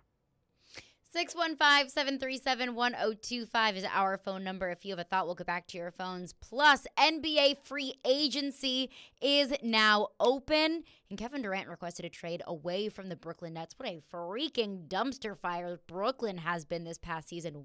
Jeez. So we'll break that down coming up next, as well as your phones. Caroline Fenton, Adam Vingan in for Jared Stillman. Stillman & Company, 102.5 The Game.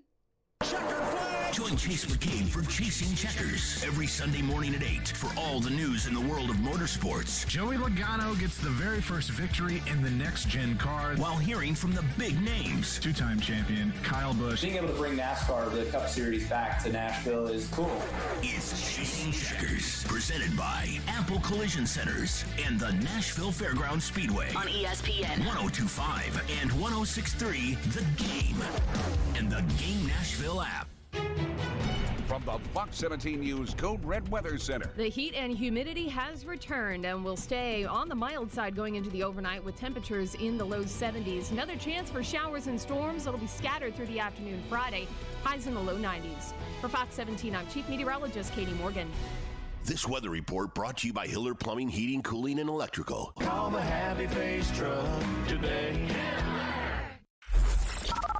Text Valley to 615-737-1025 now. We will qualify 38 listeners for a chance to win a summertime casino getaway at Bally's Evansville. Must be 21 to enter. The winner will be announced Friday at noon. If you snore, it may be a sign of a more serious, possibly life-threatening condition. Most people think of snoring as a nuisance, but it's a much more serious medical condition than you think. Snoring has been associated with chest pain, sleep apnea, high blood pressure, chronic pain, obesity, headaches, and sore throat. Take a listen to what some of our patients are saying about the revolutionary Vivo system. Right after I started using it, I noticed the results really, especially with the snoring. My sleep apnea episodes are a fraction of what they were before. This product's phenomenal. It changed my life. I am 100% happy that I did this, and I'm thankful every day that I have it. If you're curious about our sleep devices, call now for a sleep consultation. Don't let your spouse have to sleep in the guest room, and don't risk the severe health complications of snoring and sleep apnea. Dr. Kelly Rice is certified to provide the Vivo system to open the airway for a better night's sleep. Call 615-373-4488 or go to BrentwoodSleepApnea.com to see which therapy can work best for you. Individual results may vary. Always seek the advice of your health provider with any questions regarding a medical condition. You know it's going to happen, and when your car needs service or repair, remember Mitchell's Mr. Transmission on Gallatin Road, just north of Briley Parkway. Now here's Jim Mitchell. Our fleet vehicle program is a great benefit to all the fleet companies in Nashville. We are able to get their vehicle back on the road a lot quicker than the downtime of most dealers and most general repair shops, simply because we have the transmissions available. We're able to put priority on their vehicles to get them back on the road quickly. You know it's going to happen, and when your car needs service or repair, remember Mitchell's Mr. Transmission on Gallatin Road, just north of Briley Parkway. Hey, it's Mike from Newton Nissan. I've got some good news and some bad news. The good news is we've been getting more and more new vehicles in stock every day. The bad news is they go out as quick as they come in. So be sure to reach out and let us know what you're looking for. And as soon as it comes in, we can call you. We can even order a new vehicle to your exact wants and needs. Don't worry, we have more good news. We have a great way for you to get some extra cash for all your summer adventures. We're buying any and all used cars. We're offering top dollar for your vehicle. Reach out. We can start with an online video appraisal. Even more good news. With Newton FastPass, you can buy a car without ever leaving the pool. Really? You can buy your car from anywhere. Wherever you are, you can buy online. And on top of that, we'll deliver the car to you. Build your car or buy your car online in Newton today. Visit newtonnissan.com to learn more. Robbie Stanley. They get a lead in that game and just totally close the door. Joe Rexroad. If he plays next year, it's disastrous. Robbie and Rexroad. Mornings from 6 to 10 on Nashville's best sports talk. ESPN 102.5 and 106.3 The Game. And on the Game Nashville app. You're listening to Stillman and Company. Sounds like this has been a game-changing day for all of us. Presented by TriStar Moving. On ESPN. 102.5 and 106.3 The Game. And on the Game Nashville app. It's obviously surprising in the moment, the timing, but this has been coming for the rest of this week. It's been a topic of conversation amongst top NBA players for a few days, but you never know whether Durant's actually going to go through with it. It's such a major thing. I think there are a couple of things right now that I just want to say in the instant wake of this news. Number one, it appears as if the Brooklyn Nets are going to honor the request and try to find a trade for Kevin Durant. And I will tell you that teams have been working on for this contingency for the last few days. They will hit the ground running. It would not be surprised to me if it happens relatively soon. The second thing is, I believe this will also mean Kyrie Irving will potentially be on the trade market as well. I believe that they will probably trade both of them. How that can be worked out and how that all play out. The Nets didn't want status quo. They're not going to have status quo. No. And I think we're going to see a pretty significant power balance. Kevin Durant is one of the top 3 or 4 players in the league. This will dramatically affect the balance of power in the NBA and will dramatically affect how next season and the next few seasons will play out. There you go. That was Brian Windhorst. And the NBA free agency is officially open. And the big news in the NBA today is that Kevin Durant has requested a trade away from Brooklyn. And just overall thoughts on Brooklyn. I forgot who said this, but I thought it was hilarious that Brooklyn has just been it's absolute circus of bad guys. And somebody said, well, Kevin Durant isn't necessarily a bad guy. He's just a weirdo. And I would maybe agree with that. Then what does that make Kyrie Irving? Yeah, bad guy. If Kevin and also Durant a is a weirdo, then what does that make Kyrie Irving? Bad guy, weirdo, all of the above. But Kevin Durant requesting a trade away from Brooklyn, and it was reported that his 2 top targets are Phoenix and Miami. So with Kevin Durant, I kind of believed that after he won his championships in Golden State, he didn't want to be number 2 to Steph anymore. He didn't want to be the Scottie Pippen to his MJ and wanted to go win a championship on his own. And that's where he went to Brooklyn. That was going to be his team. And Kyrie and James Harden were going to be his version of KD and Clay in Golden State. Obviously, that did not come to fruition. And just the dumpster fire after dumpster fire that happened in Brooklyn. What did we say? Kyrie, James Harden, and KD played a total of, 16 games together in Brooklyn? And then James Harden traded to Philadelphia, and Ben Simmons comes into Brooklyn, and Kyrie, Ben Simmons, and Kevin Durant played a grand total of 0 goose egg games together in Brooklyn. So everything that has gone down since Kevin Durant got to Brooklyn has just been a complete and total dumpster fire. So I do wonder with this trade request to Phoenix and Miami, 2 teams that really are equipped to win, maybe are just a piece or 2 away from being serious contenders for a championship. Is he abandoning that idea of being that dude? Or is he expecting to be that dude in Phoenix and Miami? Would you call Jimmy Butler that dude in Miami? Would you call Devin Booker that dude in Phoenix? Yeah, Kevin Durant is a mercenary. He had an opportunity to win an NBA title early in his career with James Harden and Russell Westbrook in Oklahoma City. They did not win. He goes to Oklahoma City he goes to Golden State unless I'm missing a team in between. And then goes to Brooklyn. Kevin Durant is a hell of a player. But, when I think about ring chasing, I think of Kevin Durant. The fact that he wants to go to Phoenix, who lost in the NBA Finals last season to the Milwaukee Bucks. Then Miami, who's been in the periphery of the NBA Finals. They were in the NBA Finals. They lost to the Lakers in the bubble, in 2020, right? Yeah, in the bubble. So he's looking at teams that give him a good chance of winning more championships. And that's not to say that Kevin Durant couldn't lead a team on his own, but he seems more interested in latching on to well-established, championship caliber teams already. And, I don't really love that, but that's what the NBA is about now. Think about KD would not be the first player in the history of the NBA to want to do that. Not at all. Not at all. Think about, we think about LeBron James, Chris Bosh, and Dwayne Wade joining forces in Miami. And then the early days of the modern super team. The one thing I always love is when, especially like when LeBron James has moved from Cleveland Miami, back to Cleveland, to Los Angeles. I just love all of the older players that latch onto those teams trying to, win a championship just because LeBron is there. And a lot of players have benefited from that.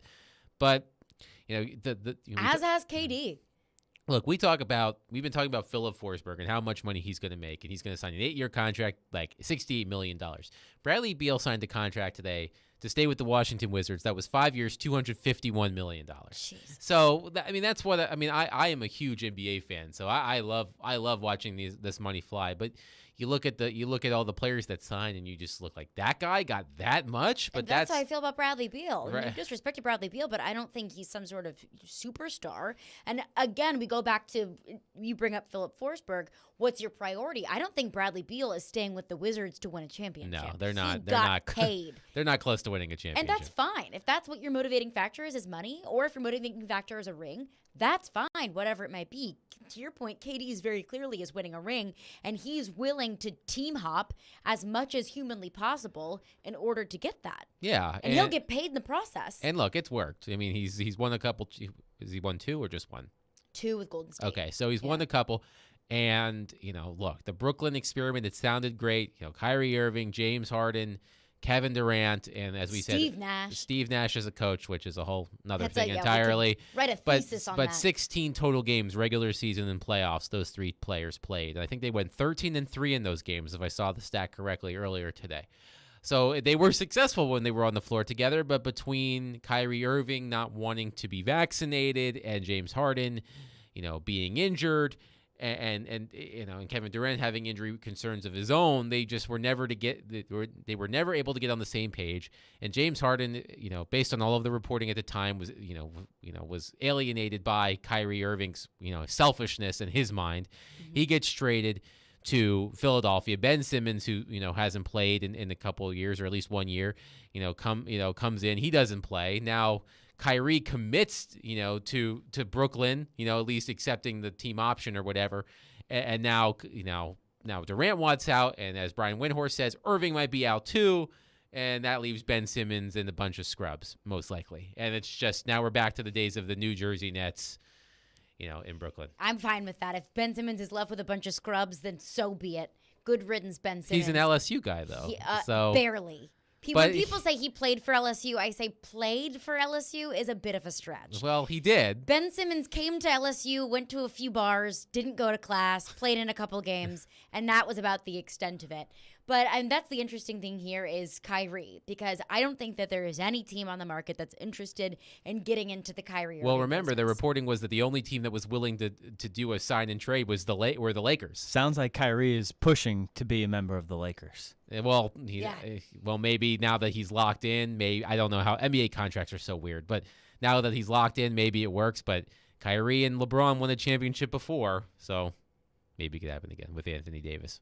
And that's another interesting part of it here is the future of the Brooklyn Nets. Because like you said, Ben Simmons just going to be surrounded by a bunch of scrubs when a couple years ago, Nets fans, however small that group might be, were promised this super team, this duration of just dominance, and now that has very quickly crashed and burned. And I think it kind of I don't think they even won a playoff series. I don't think that they did, because Maybe I think one. they lost last year to Milwaukee. Maybe they won one, but I think that it exposes just how fragile the idea of a super team can be. Yes. But that is going to do it for us today. ESPN Radio is up next. I know they'll have a breakdown of all of the NBA free agency moves. Caroline Fenton, Adam Vingan in for Jared Stillman. We'll see y'all tomorrow at 2.